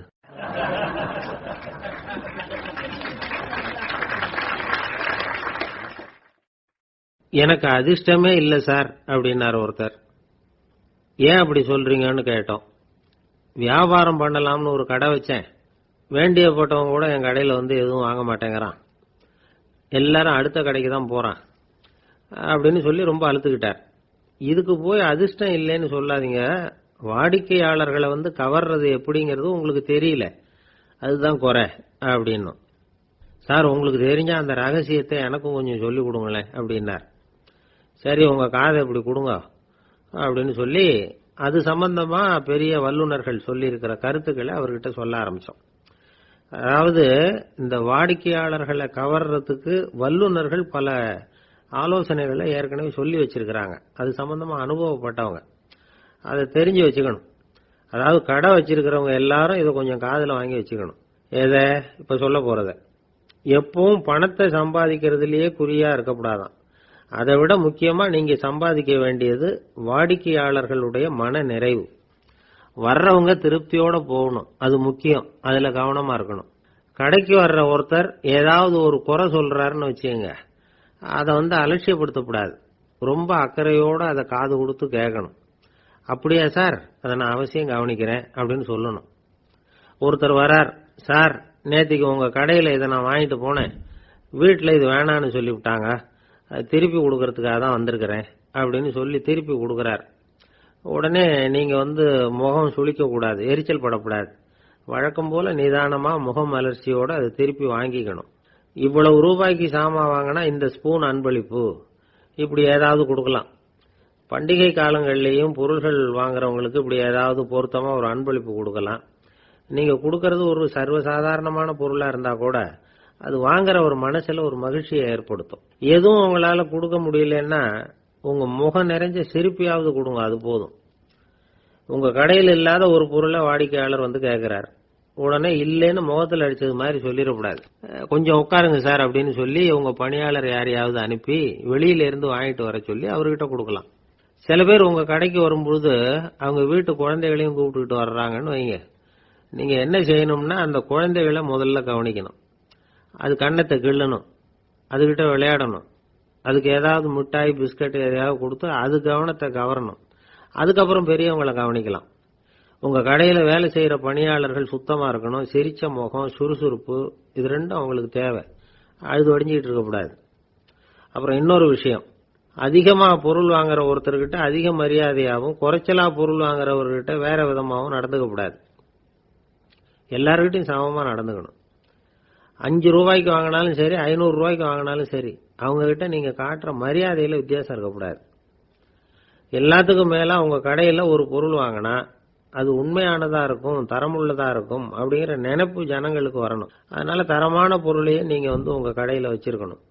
இது வரைக்கும் நான் சொன்னதையெல்லாம் கவனத்துல வச்சுக்கிட்டு நீங்க கடையை ஆரம்பிச்சீங்கன்னா வியாபாரம் பிச்சுக்கிட்டு போகும். அப்படி போகலன்னா அதுக்கப்புறம் கேளுங்க. ஏன்னா இந்த யோசனைகள்லாம் அனுபவப்பட்டவங்க சொல்லி இருக்கிற யோசனைகள். இந்த யோசனைகள்ல நீங்க எச்சரிக்கையா இருக்க வேண்டிய ஒரு விஷயம் உண்டு. அது என்னங்கிறதையும் தெரிஞ்சு வச்சுக்கிறது நல்லது. என்னுடைய நண்பர் ஒருத்தர் வந்தார். சார் உங்க யோசனையை கேட்டதுனால நான் ஒரு அறை வாங்கினது தான் மிச்சம்னார். என்ன ஆச்சுன்னு கேட்டேன். எங்க கடைக்கு ஒரு பெரிய அம்மா குழந்தைய தூக்கிட்டு வந்தாங்க சார்.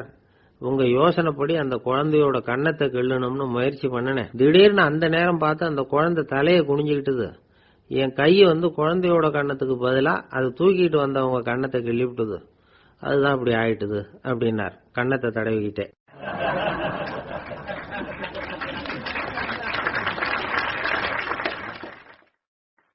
கடற்கரை ஓரமா ஒரு பெரியவர் கையால மணலை கீறிக்கிட்டே உட்கார்ந்துருக்கிறார். என்னத்தையும் தேடிட்டு இருக்கிறது மாதிரி தெரிஞ்சுது. மெதுவா கிட்டத்துல போய் என்னத்தை தேடிட்டு இருக்கிறீங்க அப்படின்னு கேட்டோம். அவரு சாவகாசமா நிமிந்து பார்த்து நிம்மதியை தேடிட்டு இருக்கிறேன்னார். நாங்க ஒரு மாதிரி ஆயிட்டோம். இருந்தாலும் சமாளிச்சுக்கிட்டு, சார் மணல்ல கிழிஞ்சல் தான் கிடைக்கும், நிம்மதி கிடைக்காது அப்படின்னோம்.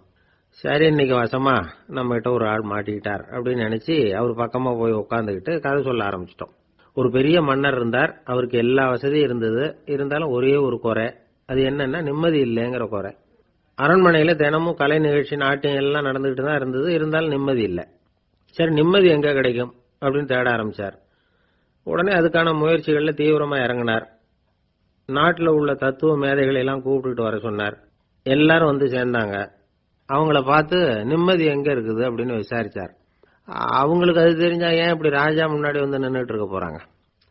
ராஜாவோட கேள்விக்கு ஒவ்வொருத்தரும் ஒவ்வொரு மாதிரி விளக்கம் கொடுக்க ஆரம்பிச்சிட்டாங்க. எந்த பதிலும் ராஜாவுக்கு திருப்தி அளிக்கக்கூடிய அளவுக்கு இல்ல. சரி போயிட்டு வாங்கன்னு சொல்லி அவங்கள எல்லாம் அனுப்பி வச்சுட்டார். ஒரு நாள் அவர் மாளிகையில உப்பரிகையில நின்றுட்டு இருக்கிறார். அந்த சமயத்துல தெருவில் ஒரு பிச்சைக்காரன் ரொம்ப உல்லாசமா பாட்டு பாடிக்கிட்டே போயிட்டு இருக்கிறான். குரல்ல ஒரு சந்தோஷம், நடையில ஒரு மிடுக்கு, அவங்ககிட்ட கொஞ்சம் கூட கவலை இருக்கிறதா தெரியல. உடனே ராஜா அதை பார்த்தார். ஏவலாளிகளை வந்து கைதட்டி கூப்பிட்டார். உடனே ஓடி போய் அந்த பிச்சைக்காரனை இங்க அழைச்சிட்டு வாங்கன்னு உத்தரவு போட்டார். இவங்க உடனே ஓடி போய் அவனை கூப்பிட்டாங்க. அரண்மனைக்கு வாழ்ந்தாங்க. அவன் வரல. அரண்மனைக்குள்ள அடி எடுத்து வைக்க மாட்டேன்னு சொல்லிவிட்டான். ராஜா கிட்ட வந்து விஷயத்தை சொன்னாங்க. அவருக்கு ரொம்ப ஆச்சரியம், இப்படி ஒரு ஆள் இருக்கிறானா அப்படின்னு. சரி, அவன் என்னதான் சொல்றான் அப்படின்னு விசாரிச்சார். இவங்க மறுபடியும் தெருவுக்கு போய் கேட்டாங்க. என்ன பார்க்கணும்னா ராஜா விருப்பப்பட்டாருன்னா அவரை வேணும்னா இங்க வர சொல்லுங்க அப்படின்னு சொல்லிவிட்டான். அதை வந்து ராஜா கிட்ட சொன்னாங்க. அவருக்கு கோபம் வரல. இவ்வளவு சுதந்திர உணர்வோடு இருக்கிறவன் சாதாரண ஆளா இருக்க முடியாது அப்படின்னு நினைச்சார். உடனே கிடுகிடுன்னு இறங்கி தெருவுக்கு வந்தார். பிச்சைக்காரங்கிட்ட போனார். நீ கவலைப்படாம சந்தோஷமா பாடிட்டு போறியே, அது எப்படி முடியுது உன்னால அப்படின்னு கேட்டார். ஏன் அப்படி கேக்குறீங்கன்னு அவன், அதுக்கு இல்ல, எனக்கு அரண்மனையில எவ்வளவோ சுகபோகங்கள்லாம் இருக்கு, இருந்தாலும் நிம்மதி இல்லை. இது ஏன்னு எனக்கு தெரியல. இந்த தேசத்துல உள்ள அறிஞர்களை எல்லாம் கூப்பிட்டு கேட்டு பார்த்துட்டேன், அவங்களுக்கும் தெரியல. உன்னை கேட்டா தெரியும்னு நினைச்சேன், அதனாலதான் சந்திக்கிறதுக்கு ஆசைப்பட்டேன். ஆனா நீ வரமாட்டேன்னு விட்டியே அப்படின்னார். பிச்சைக்காரன் கடகடன்னு சிரிக்க ஆரம்பிச்சுட்டான். மகிழ்ச்சிக்கும் உங்களுக்கும் தடையா இருக்கிறது இந்த மாளிகை தான். இதை விட்டுட்டு வெளியில வந்துட்டா நிம்மதி தேடிட்டு வந்துரும்னா. நான் அரசன், எனக்குன்னு கடமைகள் இருக்கு, அதையெல்லாம் விட்டுட்டு எப்படி வர முடியும்னார் ராஜா. ரெண்டும் ஒரே நேரத்தில் கிடைக்கணுங்கிறது முடியாத காரியம். உங்க சுகபோகத்துக்கு விலையாதான் உங்க நிம்மதியை கொடுத்துக்கிட்டு இருக்கிறீங்க. என்ன பாருங்க, என்கிட்ட எதுவும் இல்லை, அதனால எதுவும் போயிடுமோங்கிற பயமும் இல்லை, நிம்மதியா இருக்கிறேன் அப்படின்னா அவன். ராஜா உடனே சந்தோஷப்பட்டு தன்னுடைய மேலங்கியை எடுத்து அவனுக்கு பரிசா கொடுத்தாராம். அவன் சிரிச்சுக்கிட்டே அதை வாங்க மாட்டேன்னுட்டானான். இதை நீங்க எனக்கு கொடுக்கறதுனால எந்த பயனும் இல்லை, அதே நேரத்தில் அதை வாங்கிட்டேன்னா அடுத்த வினாடியிலிருந்து அதை எப்படி காப்பாத்துறதுங்கிற கவலை எனக்கு வந்து சேர்ந்துடும், அப்புறம் தூக்கம் வராது, நிம்மதி போயிடும் அப்படின்னானா. சொல்லிவிட்டு அவன் பாட்டுக்கு சந்தோஷமா பாடிக்கிட்டே போயிட்டான். நிம்மதி எங்க இருக்குங்கிறதையும் ராஜா தெரிஞ்சுக்கிட்டார். அந்த இடத்துக்கு தன்னால போக முடியாதுங்கிறதையும் அவர் புரிஞ்சுக்கிட்டார். இப்படி இந்த கதையை அந்த கடற்கரையில மணலை கீறிக்கிட்டே உட்கார்ந்துருந்தார அந்த பெரியவர்கிட்ட சொல்லி முடிச்சோம். அவர் முகத்துல ஒரு தெளிவு தெரிஞ்சது. எங்களை நிமிர்ந்து பார்த்தார். ரொம்ப நன்றிங்க, இப்ப எனக்கு தெரிஞ்சு போச்சு, நிம்மதி வேணும்னா அதுக்கு என்ன பண்ணணும்னு இப்ப நல்லா புரிஞ்சுக்கிட்டேன் அப்படின்னார். என்ன புரிஞ்சுக்கிட்டீங்கன்னு கேட்டோம். இனிமே இந்த பக்கம் வந்தா உங்க கண்ணுல படாத இடமா பார்த்து உட்காரணும்னு புரிஞ்சுக்கிட்டேன் அப்படின்னார்.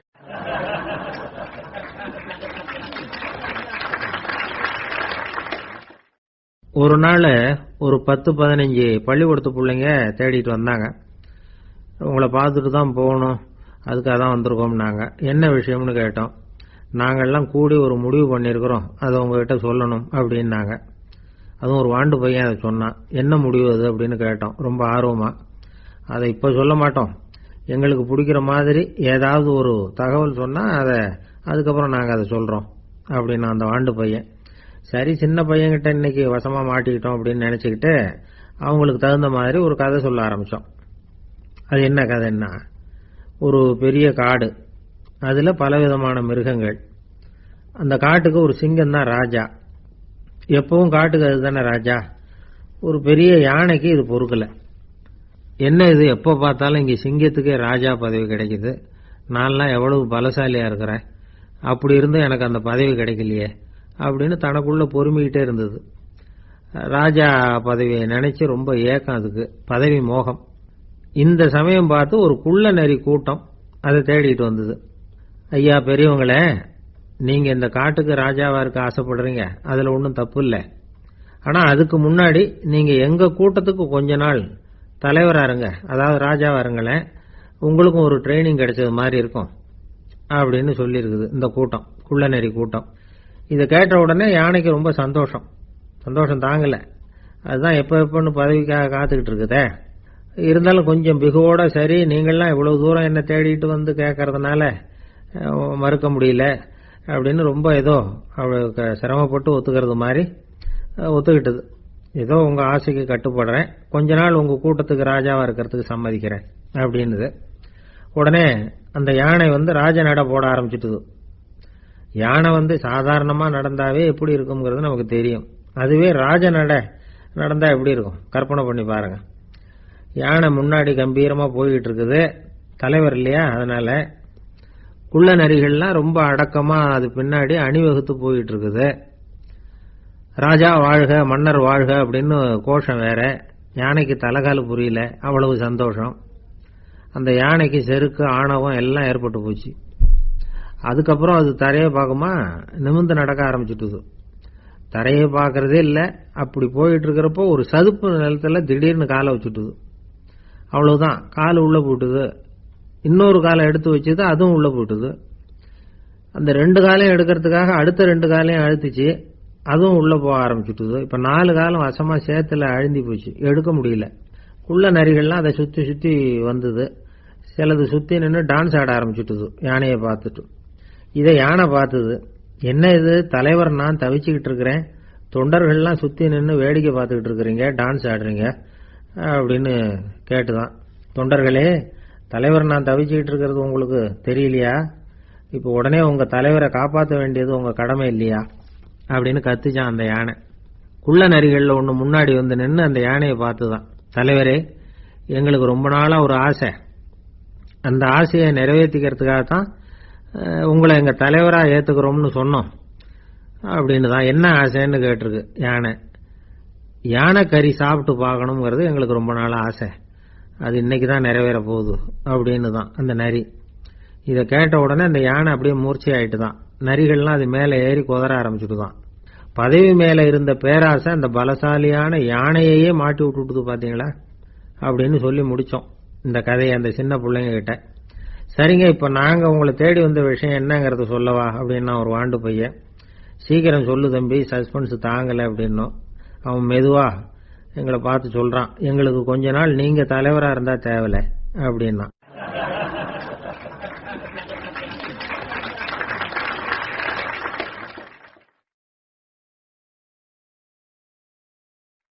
திபேத் நாட்டுல புத்த மடாலயங்கள் நிறைய உண்டு.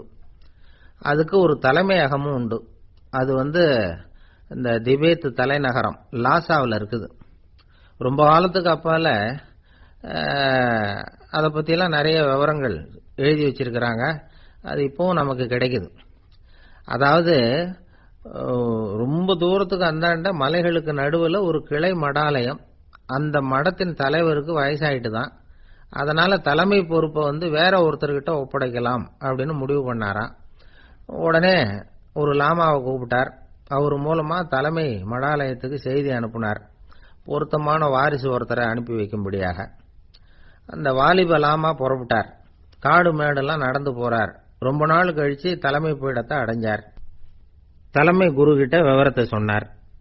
தகுதியான ஒருத்தரை அனுப்பி வச்சா அழைச்சிட்டு போறேன் அப்படின்னார். சரி, நாளைக்கு காலையில நீங்க அவங்க எல்லாரையும் அழைச்சிட்டு போகலாம்னார் அவரு. அவங்க எல்லாரையுமா? அங்க தேவைப்படுறது ஒருத்தர் தானே அப்படின்னார் இவர். ஆமான்னார்.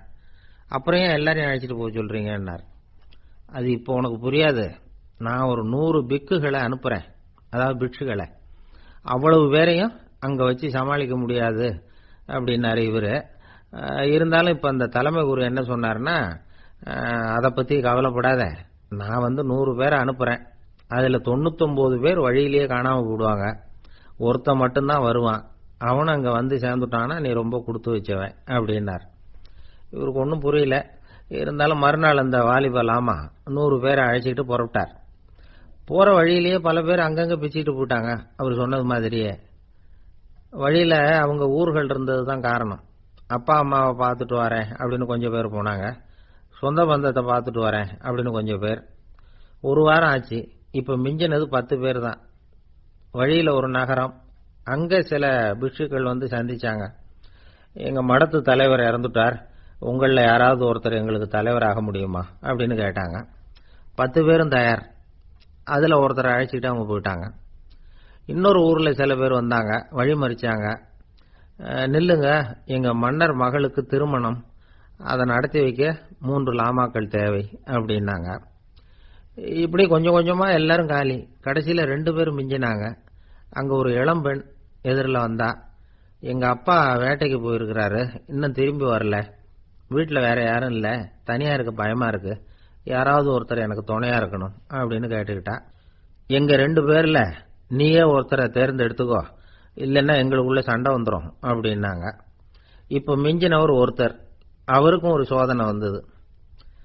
ஒரு தர்க்கவாதி எதிரில் வந்தா, உன்னோட வாதம் பண்ணணும்னா, இவனோட வாதம் பண்றேன், அது முடிய ரொம்ப காலம் ஆகலாம், தர்க்கத்துல நான் ஜெயிச்சா அங்க வரேன், இல்லைன்னா இவருடைய சீடன் ஆயிடுவேன் அப்படின்னாரு அவரு. கடைசியா அழைக்க வந்த வாலிபலாமா மட்டும் வெறும் கையோட திரும்பி போனார். அங்க இருந்த வயசான மடாதிபதி கேட்டார், எத்தனை பேர் அங்கிருந்து புறப்பட்டீங்கன்னார். என்னையும் சேர்த்து 101ன்னாரு அவரு. நல்லது, நீயாவது திரும்பி வந்திய, அதுதான் எனக்கு போதும், ஏன்னா நீ தான் எனக்கு உண்மையான வாரிசு, அந்த 100 பேர்ல யாரும் வரமாட்டாங்க அப்படின்னாரு அவர். ஏன்னா அவருக்கு தெரியும் இவர் ஒருத்தர் தான் திரும்பி வருவாருங்கிறது. திபேத்துல ஒரு பழங்கால பழமொழி உண்டாம், 100 பேர் செல்லலாம், எப்பொழுதாவது ஒருவன் அபூர்வமாக அடைய வேண்டிய இடத்தை அடைவான். இதுதான் அந்த பழமொழி. ஒரு உன்னதமான இலக்கை அடையணும்னா அது அவ்வளவு சுலபமான காரியம் இல்லை. இந்த காலத்து மடாலயம் ஒண்ணு, அதுல ஒரு தலைவர், அவருக்கு வயசாயிட்டது, தனக்கு ஒரு வாரிசை நியமிக்கணும் அப்படின்னு ஆசைப்பட்டார். ரொம்ப கஷ்டப்பட்டு ஒருத்தரை பிடிச்சார், தனக்கு வாரிசா நியமிச்சுட்டு அவர் சமாதி ஆயிட்டார்.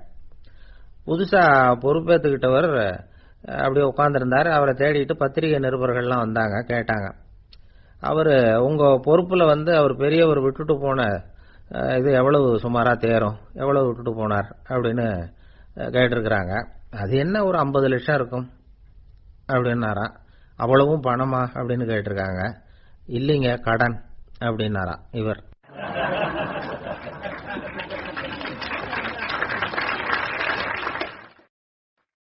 உங்க மேல எனக்கு அளவு கடந்த அன்பு அப்படின்னு யாராவது சொன்னா அதை அலட்சியமா நினைச்சிடக்கூடாது.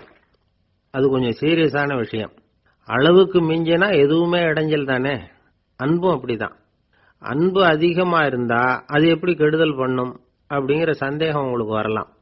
தசரதன் கதை என்னாச்சு? கைகேயி மேல வச்சு அளவு கடந்த அன்பு, ராமன் காட்டுக்கு போறாப்புல ஆயிட்டுது இல்ல.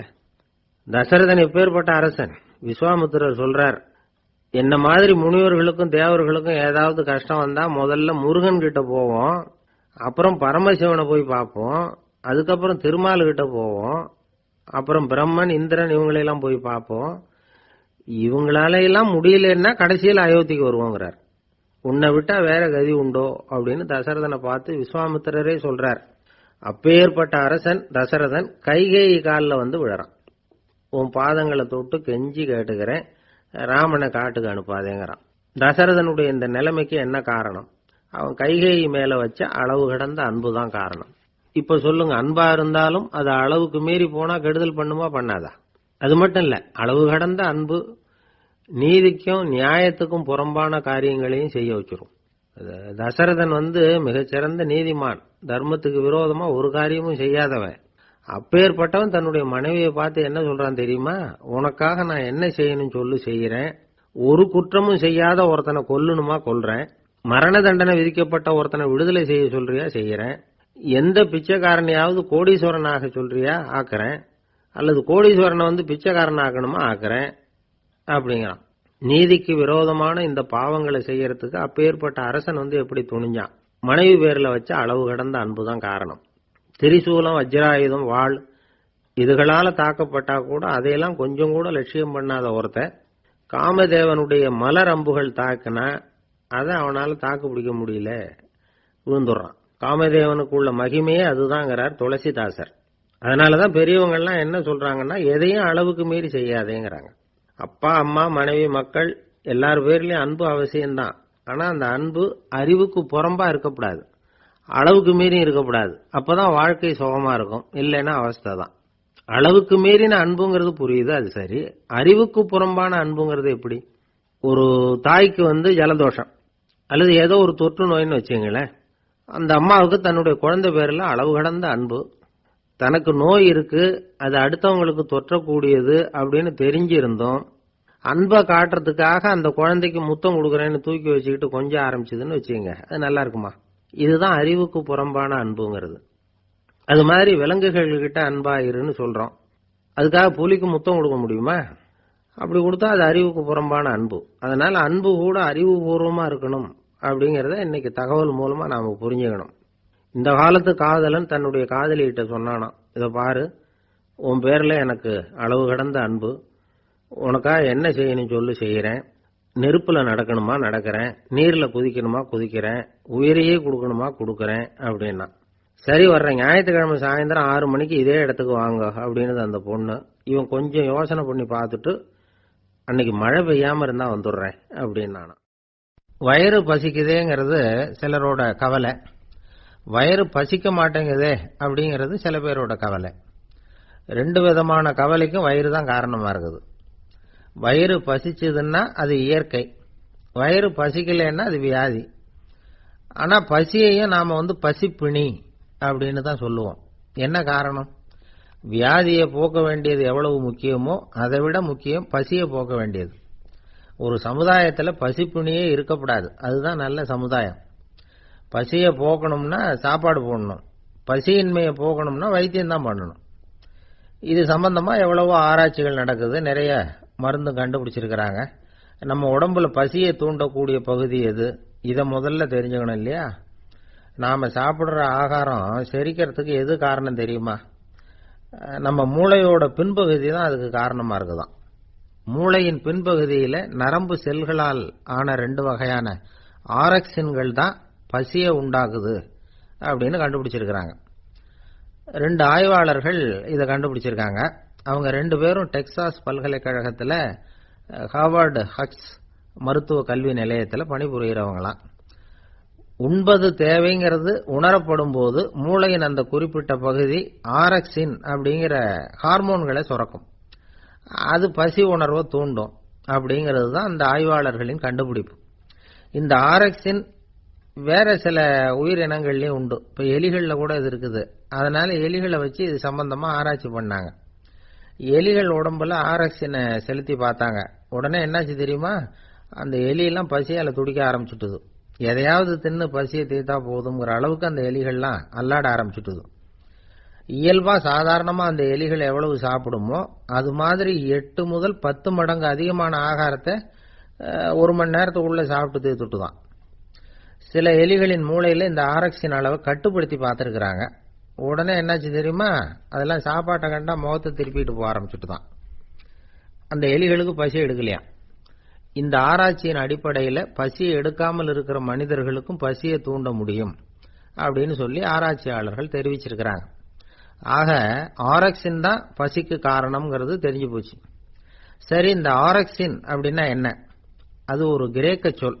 அதுக்கு பசின்னு அர்த்தம். நம்ம ஆளுங்களுக்கெல்லாம் பசியை தூண்டுறதுக்கு மருந்து தேவையில்லை, பசியை குறைக்கிறதுக்கு தான் மருந்து தேவை. ஒரு அம்மா டாக்டரை தேடி வந்தாங்களாம். டாக்டர், எங்க வீட்டுக்காரருக்கு திடீர்னு அகோர பசி, நிறைய சமைச்சு போடுறேன், அவ்வளவையும் சாப்பிட்டுட்டு கீழே கிடக்கிற குப்பை கூலங்களையும் எடுத்து சாப்பிட ஆரம்பிச்சுடுறார், என்னன்னு கவனிச்சு பாருங்க அப்படின்னாங்களாம். எவ்வளவு நாளா அப்படி இருக்குதுன்னு கேட்டிருக்காரு டாக்டர். 1 வாரமா அப்படி இருக்குதுன்னாங்களாம். இவ்வளவு நாளா ஏன் சும்மா இருந்தீங்க, ஆரம்பத்திலேயே இங்க அழைச்சிட்டு வர வேண்டியது தானே அப்படின்னாராம் டாக்டர். அது ஒண்ணும் இல்லை டாக்டர், வீடு பூரா சுத்தமாகட்டுமேன்னு பார்த்துக்கிட்டு இருந்தேன் அப்படின்னாங்களாம் அந்த அம்மா.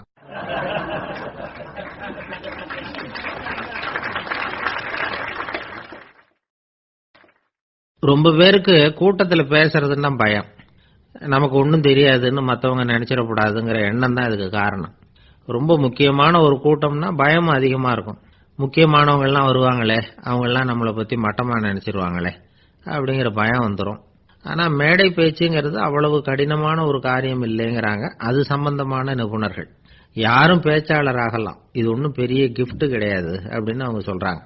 நீங்க ஒரு சிறந்த பேச்சாளர் ஆகணுமா அப்படின்னா அதுக்குன்னு சில ஆலோசனைகளை சொல்லி வச்சிருக்கிறாங்க அனுபவசாலிகள். முதல் ஆலோசனை என்னன்னா, உங்க பேச்சு எளிமையா இருக்கணும். ஏதாவது ஒரு கருத்து அல்லது 2 கருத்து சொன்னா போதும். 20 அல்லது 30 கருத்துக்களை சொல்லிட்டே போகக்கூடாது. 2வது ஆலோசனை, நீங்க என்ன பேச போறீங்கிறது முதல்ல உங்களுக்கு நல்லா புரியணும். அதுக்கப்புறம் தான் அதை அடுத்தவங்களுக்கு புரிய வைக்க முடியும். எப்படி ஆரம்பிக்க போறோம், எந்த கருத்தை முக்கியமா வலியுறுத்த போறோம், எப்படி முடிக்க போறோம் அப்படிங்கறத முதல்ல நல்லா சிந்திச்சு மனசுல வச்சுக்கணும். கடைசியா என்ன சொல்றீங்களோ அதுதான் கேட்கறவங்க மனசுல நிக்கும். 3வது ஆலோசனை என்னன்னா, உங்க பேச்சு சுருக்கமா இருக்கணும். ஒரு 15 நிமிஷம் பேசுறது ரொம்ப பொருத்தம். மணிக்கணக்கில் பேசிக்கிட்டு இருக்கிறது நல்லதில்லை. 4வது ஆலோசனை, நீங்க பேசுறது உண்மையா இருக்கணும். உங்களுக்கு உண்மையான அனுபவங்கள் இருக்கும், அதை சொல்லலாம். உங்களுடைய உண்மையான அனுபவங்களை மற்றவங்களோட பகிர்ந்துக்கணும், அதுதான் முக்கியம். 5வது ஆலோசனை, ஆரம்பத்தில் கொஞ்ச நேரம் உங்களை பத்தியும் எதிரில் உள்ளவங்களை பத்தியும் சம்பந்தப்படுத்தி ஏதாவது பேசி ஒரு நெருக்கத்தை ஏற்படுத்திக்கணும். ஒவ்வொருத்தரும் இப்ப இவர் பேச போறது நம்ம சம்பந்தப்பட்டது அப்படின்னு நினைக்க ஆரம்பிச்சிருவாங்கல்ல, அதுக்கப்புறம் அவங்க கேட்க தயாராயிட்டாங்கன்னு அர்த்தம். எதிரில் உட்கார்ந்துருக்கிற கூட்டத்தில இருந்து 3 பேரை தேர்ந்தெடுங்க. அதாவது வலது பக்கம் ஒருத்தர், நடுவுல ஒருத்தர், இடது பக்கம் ஒருத்தர். அதாவது உங்களை ரொம்ப கனிவாகவும் ஆர்வமாகவும் பார்க்கிறவரா பார்த்து தேர்ந்தெடுத்துங்க. மனசுக்குள்ள நீங்க பேசும்பொழுது என்ன பண்ணணும்னா, இவங்களை நேருக்கு நேரா மாறி மாறி பார்த்துக்கிட்டே பேசுனீங்கன்னா நீங்க ஏதோ ஒட்டுமொத்த கூட்டத்தையும் பார்த்து பேசுறதாக ஒரு உணர்வு அதை ஏற்படுத்திவிடும். 6வது ஆலோசனை என்னன்னா, சொற்பொழிவுன்னா நீங்க பேசணும், படிக்கக்கூடாது. எழுதி படிக்கிறது நல்லா இருக்காது. குறிப்புகள் வேணும்னா வச்சுக்கலாம். படிக்கிறது பேப்பர்ல இருந்து வர்றது மாதிரி இருக்கும், பேசுறது இதயத்திலிருந்து வர்றது மாதிரி இருக்கும். அப்புறம் 7வது ஆலோசனை சொல்றாங்க. அது என்னன்னா, மேடையில ஏறி நின்ன உடனே இயல்பா மூச்சு இழுத்து விட்டுங்க, இயல்பு நிலைக்கு வாங்க, அதுக்கப்புறம் இயல்பா பேச ஆரம்பிக்கலாம் அப்படிங்கிறாங்க. இவ்வளவும் பேச்சு கலையில் வல்லுநர்களா இருக்கிறவங்க சொல்லுகிற ஆலோசனைகள். இதையெல்லாம் கடைபிடிச்சா நமக்கும் அதுக்கும் வெகு தூரம்னு நினைச்சுக்கிட்டு இருந்த ஒண்ணு இப்ப கிட்டத்துல நெருங்கி வந்துடும். நாம சொல்றபடியெல்லாம் அது கேட்கும். ஒரு பேச்சாளர், அவருக்கு சுருக்கமாவே பேச தெரியாது. மேடையில ஏத்தி விட்டுட்டா போதும், ஆரம்பிச்சிருவார், நிறுத்த மாட்டார், பேசிக்கிட்டே இருப்பார். ஒரு தடவை அவர் ஒரு கூட்டத்துல ரொம்ப நேரம் பேசிக்கிட்டே இருக்கிறார். எதிரில் பொறுமை இழந்த ஒருத்தர் தன்னுடைய கை கடிகாரத்தை காட்டினார். அதை கவனிச்ச பேச்சாளர், மன்னிக்கணும், கை கடிகாரம் நான் கொண்டுகிட்டு வர மறந்துட்டேன், அதுதான் நேரம் போனதே தெரியல அப்படின்னு சொல்லியிருக்கிறார். இதுக்கு அவரு சொன்னாராம் கோபமா, ஏய்யா கடிகாரத்தை தான் பார்க்க முடியல, மறந்துட்டேன், பக்கத்துல மாட்டிருக்கிற கேலண்டரையாவது பார்க்கப்படாதா அப்படின்னாராம்.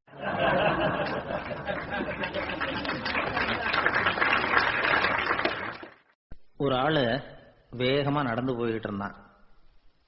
அவன் வேகமா நடக்கிறதுக்கு காரணம் வெயில் காலம், காலில் செருப்பு இல்லை, மணல் பாதை, அதுதான் வேகம். காலில் செருப்பும் இல்லாம கையில குடையும் இல்லாம அந்த ஆளு வெயில்ல நடந்து போய்கிட்டு இருக்கிறான்.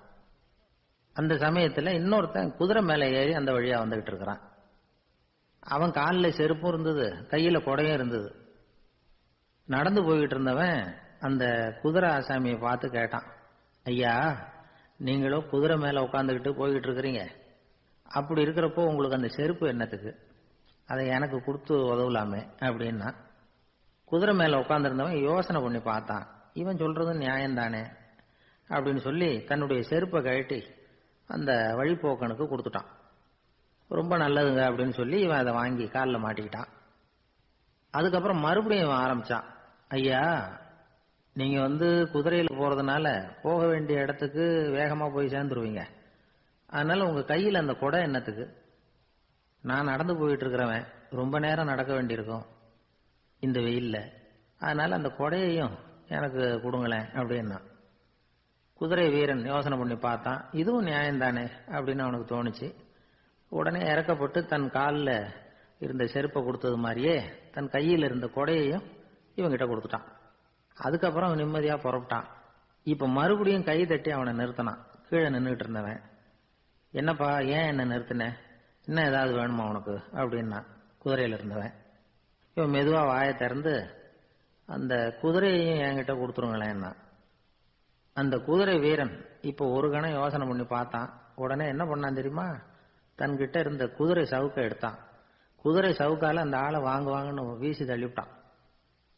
இவ்வளவு சவுக்கடியும் வாங்கிட்டு இந்த ஆள் என்ன பண்ணான் தெரியுமா, சிரிக்கிறான். அடி வாங்கிட்டு யாராவது சிரிப்பாங்களா? குதிரை வீரனுக்கு ஒன்றும் புரியல. என்னப்பா அது, ஏன் இப்படி அடி வாங்கிட்டு இப்படி சிரிக்கிறியே அப்படின்னு கேட்டான். இப்ப அந்த வழிபோக்கன் சொல்றான், ஐயா நான் இப்படி சிரிக்கிறதுக்கு காரணம் இருக்கு. இப்படி குதிரை கேட்டு உங்ககிட்ட அடி வாங்கலைன்னு வச்சுக்கோங்க, என் உயிர் உள்ள வரைக்கும் மனசுல ஒரு தவிப்பு இருந்துகிட்டே இருக்கும். செருப்பையும் கொடையையும் கேட்ட உடனே கொடுத்தவன் குதிரையையும் கேட்டிருந்தா கொடுத்துருப்பானோ அப்படிங்கிற பேராசையில ஏங்கிக்கிட்டே இருந்திருப்பேன். இப்ப உங்ககிட்ட அடி வாங்கின பிறகு என்னுடைய அந்த சந்தேகம் தீர்ந்து போச்சு. என்னுடைய ஆசைக்கு எல்லை எது அப்படிங்கறத எனக்கு புரிஞ்சுட்டுது அப்படின்னு சொல்லிவிட்டு அவன் நடக்க ஆரம்பிச்சுட்டானான். ஆசைக்கும் எல்லை உண்டு அப்படிங்கிறத விளக்கறதுக்காக வாரியார் சுவாமிகள் சொல்ற கதை இது. இந்த காலத்திலயும் ஒருத்தன் அது மாதிரி கொடை செருப்போட குதிரையில போய்கிட்டு இருந்தான். எதிரில் நடந்து வந்தவன், ஐயா உங்க கொடையை எனக்கு கொடுங்களேன்னு கேட்டான். உடனே அவன் குதிரையிலிருந்து கீழே குதிச்சு அவனை சாட்டையால் அடிக்க ஆரம்பிச்சுட்டான். இன்னொருத்தர் அந்த வழியா வந்தவர் இதை பார்த்தார். ஏன்பா அவன் கேட்டான், உன்னால முடியலன்னா இல்லைன்னு சொல்லிட வேண்டியதுதானே, அதுக்காக ஏன் இப்படி அவனை போட்டு அடிக்கிறேன்னு கேட்டார். உங்களுக்கு விவரம் புரியாது சார், காலம் ரொம்ப கெட்டு போச்சு. கேட்டதை கொடுத்தேன்னு வச்சுக்கோங்க, இந்த குதிரையே என்னோடது, அவன் திருடிக்கிட்டு போறான் அப்படின்னு என் பேர்ல புகார் கொடுக்க ஆரம்பிச்சிருவான் சார் அப்படின்னா. அது எப்படி அவ்வளவு உறுதியா சொல்றேன்னு கேட்டார் அவரு.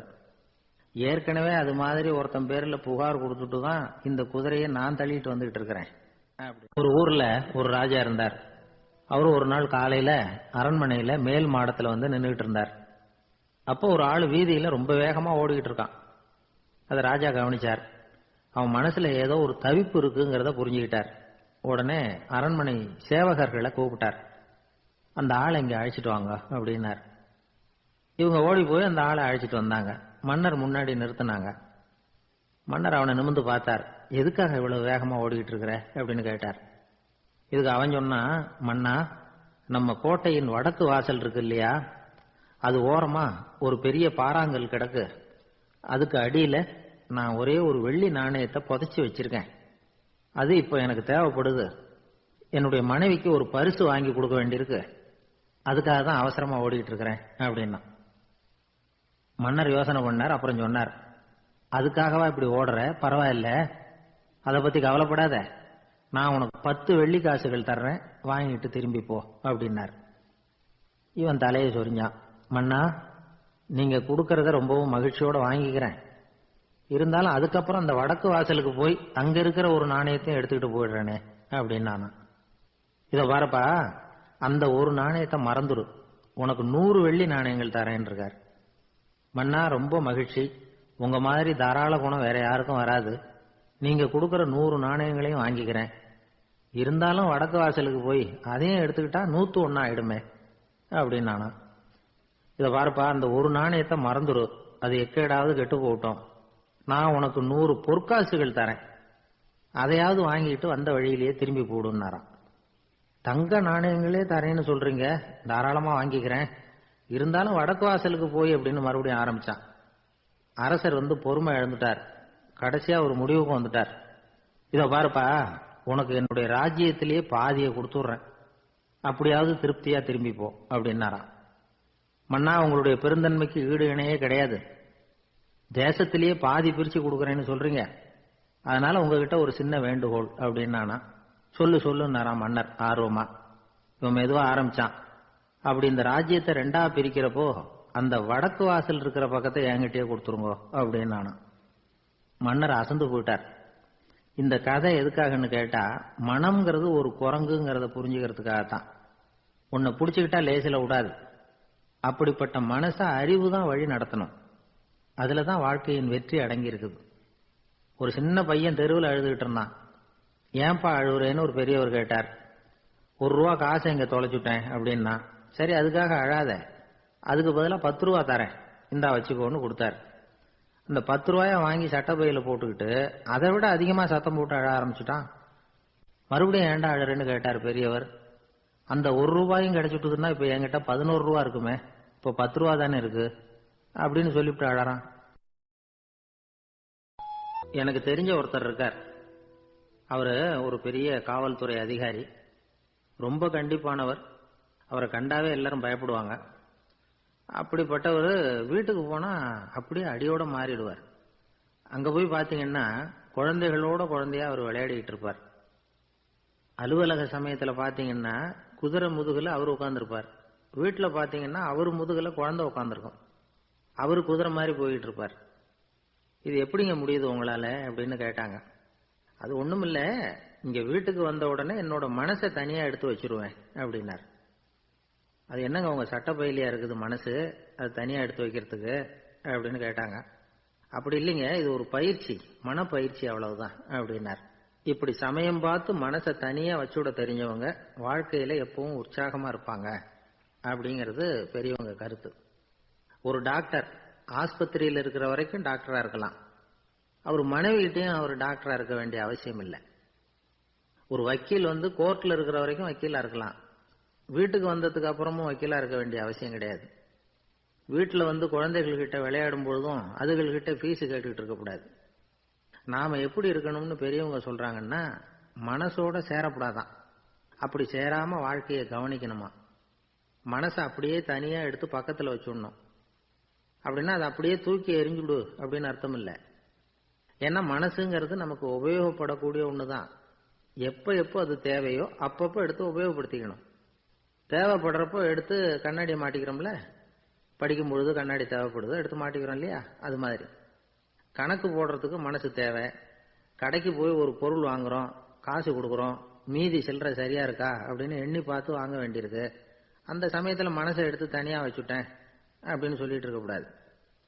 பரீட்சைக்கு படிக்க வேண்டியிருக்குது, படிச்சதையெல்லாம் அப்படியே நினைவில் வச்சுக்க வேண்டியிருக்கு. அந்த சமயத்தில் மனசை தூக்கி எறிஞ்சுட்டேன் சார் அப்படின்னு சொல்லிட்டு இருக்கக்கூடாது. அப்படி சொன்னா பரீட்சை நம்மளை தூக்கி எறிஞ்சிடும். அதனால தேவைப்படுறப்போ மனசை உபயோகப்படுத்தணும், தேவையில்லாதப்போ அதை தனியா ஓய்வு எடுத்துக்க விட்டுடணும். இப்படி நாம பழக்கப்படுத்திக்கிட்டா வாழ்க்கைங்கிறது நமக்கு புதுசா தெரியுமா. மனசுக்கும் ஒரு சக்தி கிடைக்கும். எந்திரங்களுக்கு ஓய்வு கொடுக்குற மாதிரி மனசுக்கும் ஓய்வு கொடுக்கணும், இல்லைன்னா அது களைச்சு போயிடும். குழந்தைகள் மனசை சுமந்துகிட்டு இருக்கிறது இல்ல. இது முதியவர்கள் குழந்தைகள் கிட்டே இருந்து கத்துக்க வேண்டிய ஒரு பாடம். ஆனாலும் இந்த கால குழந்தைகள் கிட்ட ரொம்ப எச்சரிக்கையா இருக்க வேண்டியிருக்கு. ஒரு தாத்தாவும் பேரனும் விளையாடிக்கிட்டு இருக்கிறாங்க. தாத்தா எனக்கு சைக்கிள் ஓட்ட கத்து கொடு அப்படிங்கிறான் பேரன். சைக்கிள் உயரம் கூட இல்லை, அதுக்குள்ள சைக்கிள் ஓட்டணுமா அப்படின்னாரு தாத்தா. ஏன் தாத்தா, ரயில் ஓட்டுறாரு, அவர் என்ன ரயில் நீளமா இருக்கார் அப்படின்னு கேட்டானா அந்த பையன். ஒரு ஊர்ல ஒரு மன்னர் இருந்தார். அழகான அரண்மனையில அவர் இருந்தார். அந்த அரண்மனையை விட அழகா ஒரு மாளிகையை அந்த ஊர்லயே வேற ஒருத்தன் கட்டியிருந்தான். அப்படி கட்டி முடிச்சதுல அவனுக்கு ரொம்ப பெருமை. எத்தனையோ செல்வந்தர்கள்லாம் பார்த்துட்டு, இந்த மாளிகையை விலைக்கு கொடுத்துடுறியா, எவ்வளவு விலை சொன்னாலும் சரி நாங்க வாங்கிக்கிறதுக்கு தயாரா இருக்கோம் அப்படின்னு சொல்லி கேட்டு பார்த்துட்டாங்க. நான் இதை விற்கிறதுக்கு தயாரா இல்லை அப்படின்னு சொல்லிவிட்டான். அவ்வளவு சிறப்பா கலை அம்சத்தோடு அதை கட்டி முடிச்சிருக்கிறான். அதுவே ஒரு பெரிய அரண்மனை மாதிரி இருந்ததுன்னா பாத்துங்களேன். சுற்றிலும் அழகான பூந்தோட்டம். ஒரு நாள் அவன் எங்கேயோ வெளியூர் போயிட்டு திரும்பி வந்துகிட்டு இருக்கிறான். அப்போ அந்த மாளிகை தீப்பெட்டி எரிஞ்சுக்கிட்டு இருக்கு. பதறி போட்டான். விலைக்கு கேட்டவங்க யாராவது இதை செஞ்சிருக்கணும், இல்லைன்னா மன்னரே செய்த சதியோ என்னவோ, இப்படிலாம் அவனுக்கு சந்தேகம். ஒரு மூலையில உட்காந்து அழ ஆரம்பிச்சுட்டான். அந்த சமயத்துல அவனுடைய மகன் அங்க ஓடி வந்தான். அப்பா அழாதீங்க, இதை நான் நேற்று ராத்திரியே நம்ம ஊர் மன்னருக்கு வித்துட்டேன். இதை கட்டி முடிக்க நமக்கு எவ்வளவு செலவாச்சோ அதை போல 3 மடங்கு விலைக்கு வித்துட்டேன், கவலைப்படாதீங்க, இதை விட அழகான மாளிகையை நாம புதுசா கட்டிக்கலாம்னா. இதை கேட்டதும் அழுதுகிட்டு இருந்தவன் அழுகையை நிறுத்தினான், சிரிக்க ஆரம்பிச்சுட்டான். இதே இடத்த நான் மன்னர்கிட்ட இருந்து விலைக்கு வாங்குவேன், இதை விட அழகான மாளிகையை கட்டுவேன் அப்படின்னு சுத்தி நின்ன எல்லார்கிட்டையும் சொல்லிக்கிட்டு இருந்தான். இந்த சமயத்துல அவனோட இளைய மகன் ஓடி வந்தான். அப்பா, அண்ணன் சொன்னதெல்லாம் சரிதான், மன்னர்கிட்ட விலை பேசினதெல்லாம் உண்மைதான், ஆனா வித்தது பேச்சு அளவுல தான். இனிமேதான் பத்திரம் வாங்கணும், எழுதணும், நீங்க கையெழுத்து போடணும், பதிவு பண்ணணும், மன்னர்கிட்ட பணம் வாங்கணும், அதுக்காகத்தான் உங்களை எதிர்பார்த்துக்கிட்டு இருந்தோம், அதுக்குள்ள இப்படி ஆயிட்டுதுன்னா. இப்ப சிரிச்சுக்கிட்டு இருந்தவன் சிரிப்பை நிறுத்தினான். மறுபடியும் குழந்தை மாதிரி அழ ஆரம்பிச்சுட்டான். இது ஒரு சம்பவம். இதுல இருந்து என்ன தெரியுது? அந்த அழகான மாளிகை தன்னுடையது அப்படின்னு நினைக்கும் பொழுது அவனுக்கு அழுகை வந்தது. அது தன்னுடையது இல்லை அப்படின்னு நினைக்கிற போது சிரிப்பு வந்தது. மறுபடியும் அது தன்னுடையதுதான் அப்படிங்கிற உணர்வு வரும்பொழுது அழுகை. எது எதிலிருந்து நீ நீங்கி இருக்கிறாயோ அது அதிலிருந்து உனக்கு துன்பம் இல்லை அப்படிங்கிறார் திருவள்ளுவர். இந்த உடம்பு என்னுடையதில்லை அப்படிங்கிற உணர்வு வந்துட்டா அது ஒரு பெரிய நிலை. அந்த நிலை வரணும். எல்லாத்தையும் பயன்படுத்திக்கலாம், ஆனா பற்றுல விழுந்துடக்கூடாது. உலகத்தில் இருங்கள், ஆனால் உலகத்தவராக இருக்காதீர்கள். உலகிற்குள் இருங்கள், உலகம் உங்களுக்குள் வந்துவிட அனுமதிக்காதீர்கள். விலகி இருங்கள், விழித்திருங்கள், மௌனமாய் பார்த்திருங்கள் அப்படிங்கிறது சான்றோர் கருத்து. செய்ய வேண்டிய கடமையிலிருந்து விலகி இருக்கிறவர்கள் நம்ம கிட்ட நிறைய பேர் உண்டு. அப்படிப்பட்ட ஒருத்தர் டாக்டர் கிட்ட போனார். டாக்டர், நான் ஒரு கவர்மெண்ட் ஆபீஸ்ல வேலை பார்க்கறேன், எனக்கு ஒரே அசதியா இருக்கு, என்னை சோதிச்சு பாருங்க, ஆலோசனை சொல்லுங்க ஏதாவதுன்னார். டாக்டர் அவரை பரிசோதனை பண்ணி பார்த்துட்டு சொன்னார், இதோ பாரு, உனக்கு இப்போ தேவைப்படுறது முழு ஓய்வு. நீ எவ்வளவு சீக்கிரமா ஆபீஸுக்கு போறியோ அவ்வளவுக்கு உனக்கு நல்லது அப்படின்னாராம். ஒரு ஊர்ல ஒரு ஆள் இருந்தான். கற்பனையிலேயே காலத்தை கடத்திக்கிட்டு இருந்தான். ஒரு நாள் ஒரு மரத்தடியில உட்கார்ந்துருந்தான். அவனுக்கு பசிக்கிற மாதிரி தெரிஞ்சது. உடனே கற்பனையிலேயே சாப்பிட ஆரம்பிச்சுட்டான். அதாவது எதிரில் இலை போட்டு சாப்பாடு போடப்பட்டிருக்கிறதாகவும் அதை இவன் சாப்பிட்றதாகவும் நினைச்சுக்கிட்டு கையை மட்டும் வாய்க்கும் தரைக்குமா அப்படியும் இப்படியும் கொண்டுகிட்டு போய் பாவனை பண்ணிக்கிட்டே இருக்கிறான். தூரத்துல இருந்து பாக்குறவங்களுக்கு இவன் ஏதோ பலமான விருந்து சாப்பிட்டுட்டு இருக்கிறான் அப்படின்னு தான் தோணும். அது மாதிரியே பண்ணிட்டு இருந்தான். அந்த வழியா ஒரு சன்னியாசி வந்துகிட்டு இருந்தார். இவனை பார்த்தார். என்ன இவன் இப்படி பண்ணிட்டு இருக்கிறானே அப்படின்னு நினைச்சாரு. கொஞ்ச நேரம் அவனையே உத்து பார்த்துக்கிட்டு இருந்தார். இவரை பார்த்ததும் அவன் இன்னமும் சுவாரஸ்யமா சாப்பிட ஆரம்பிச்சுட்டான். அப்பப்பா என்ன இது, இந்த குழம்பு இவ்வளவு காரமா இருக்கு, என்னுடைய நாக்கே எரிஞ்சு போடும் போல இருக்க அப்படின்னு சொல்லிட்டு பக்கத்துல ஒரு குவளையை எடுத்து தண்ணி குடிக்கிறது மாதிரி பாவனை பண்றான். அப்பாடா இப்போ கொஞ்சம் பரவாயில்ல அப்படின்னு சொல்லிக்கிட்டு குவளையை கீழே வைக்கிறது மாதிரி ஒரு பாவனை பண்றான். சன்னியாசி பார்த்தார். என்னப்பா சாப்பாட்டுல காரம் அதிகமோ அப்படின்னார். ஆமா சுவாமி, ஞாபகம் மறதியில் கொஞ்சம் மிளகாய் அதிகமா சேர்த்துக்கிட்டேன் அப்படின்னா. சரி சாப்பிடு அப்படின்னு சொல்லிட்டார். அவன் சாப்பிட்டு முடிக்கிற வரைக்கும் பொறுமையா உட்காந்துருந்தார். அவன் அப்பாடா அப்படின்னு சொல்லிட்டு மறுபடியும் தண்ணி எடுத்து குடிச்சான். எல்லாம் கற்பனையிலேயே. அதுக்கப்புறம் சன்னியாசி பேச ஆரம்பிச்சார். இதை பாருப்பா, உன்னுடைய கற்பனையை நான் மெச்சுறேன். இருந்தாலும் உன் சாப்பாட்டுல ஒரு இனிப்பையும் வச்சிருக்கலாமே, ஏன் மிளகாய அளவுக்கு அதிகமா போட்டுட்டு அவஸ்தைப்படுற அப்படின்னார். அவன் யோசிக்க ஆரம்பிச்சான். அதுக்கப்புறம் இவர் சொன்னார், இதை பாருப்பா, இனிமேல உன்னுடைய கற்பனையும் உயர்ந்ததாக இருக்கட்டும் அப்படின்னு உபதேசம் பண்ணிவிட்டு போனார். எப்பவும் உயர்வை பத்தியே சிந்திக்கணும். உயர்வு கிடைக்கலன்னா கூட அப்படி சிந்திக்கிறத நிறுத்தப்படாது அப்படிங்கிறார் திருவள்ளுவர். உள்ளுவது எல்லாம் உயர் உள்ளல், மற்ற அது தள்ளினும் தள்ளாமை நீர்த்து. ஊக்கம் இல்லாம உலகத்துல வாழ்ந்து பிரயோஜனம் இல்லை. அதனால உயர்வாகவே சிந்திக்கணும். அது நம்மளை ஊக்கப்படுத்தும். இது பெரிய ஒரு வாக்கு. இந்த உலகத்துல கற்பனையிலேயே வாழ்கிற சில கஞ்சர்களும் உண்டு. அதாவது 2 கஞ்சர்கள், 2 பேரும் பக்கத்து பக்கத்து ஊர்ல இருந்தாங்க. பொங்கல் சமயம். ஒரு கஞ்சன் தன்னுடைய மகனை கூப்பிட்டான். இதோ பாருப்பா, பக்கத்து ஊர்ல என்னுடைய நண்பன் ஒருத்தன் இருக்கிறான். அவனுக்கு பொங்கல் பரிசு ஏதாவது கொடுக்கணும். நான் ஒரு 4 ஆட்டுக்குட்டியை தரேன், நீ கொண்டுகிட்டு போய் கொடுத்துட்டு வந்து விடுறியா அப்படின்னு கேட்டான். சரி நான் புள்ள, ஒரு பைய கையில் எடுத்துக்கோன்னா. அவன் எடுத்துக்கிட்டான். இந்த ஆட்டுக்குட்டி பிடிச்சிக்கோ அப்படின்னு சொல்லி ஒவ்வொன்னா போடுறேன் பார் அப்படின்னு சொல்லிட்டு 1 2 3 4 அப்படின்னு எண்ணிக்கிட்டே வெறும் சைகையாலேயே ஆட்டுக்குட்டியை பிடிச்சி போடுறது மாதிரி பாவனை பண்ணிட்டு இருக்கிறான். அவன் பிள்ளையும் அது ரொம்ப அக்கறையா வாங்கிக்கிறது மாதிரி வாங்கிட்டு அந்த பையை தூக்கிட்டு அடுத்த ஊருக்கு போறான். இவன் அங்க போய் சேர்ந்த நேரத்துல அந்த கஞ்சன் ஊர்ல இல்ல, எங்கேயோ வெளியில போயிருக்கிறான். அவனோட புள்ள மட்டும்தான் வீட்டுல இருந்தான்.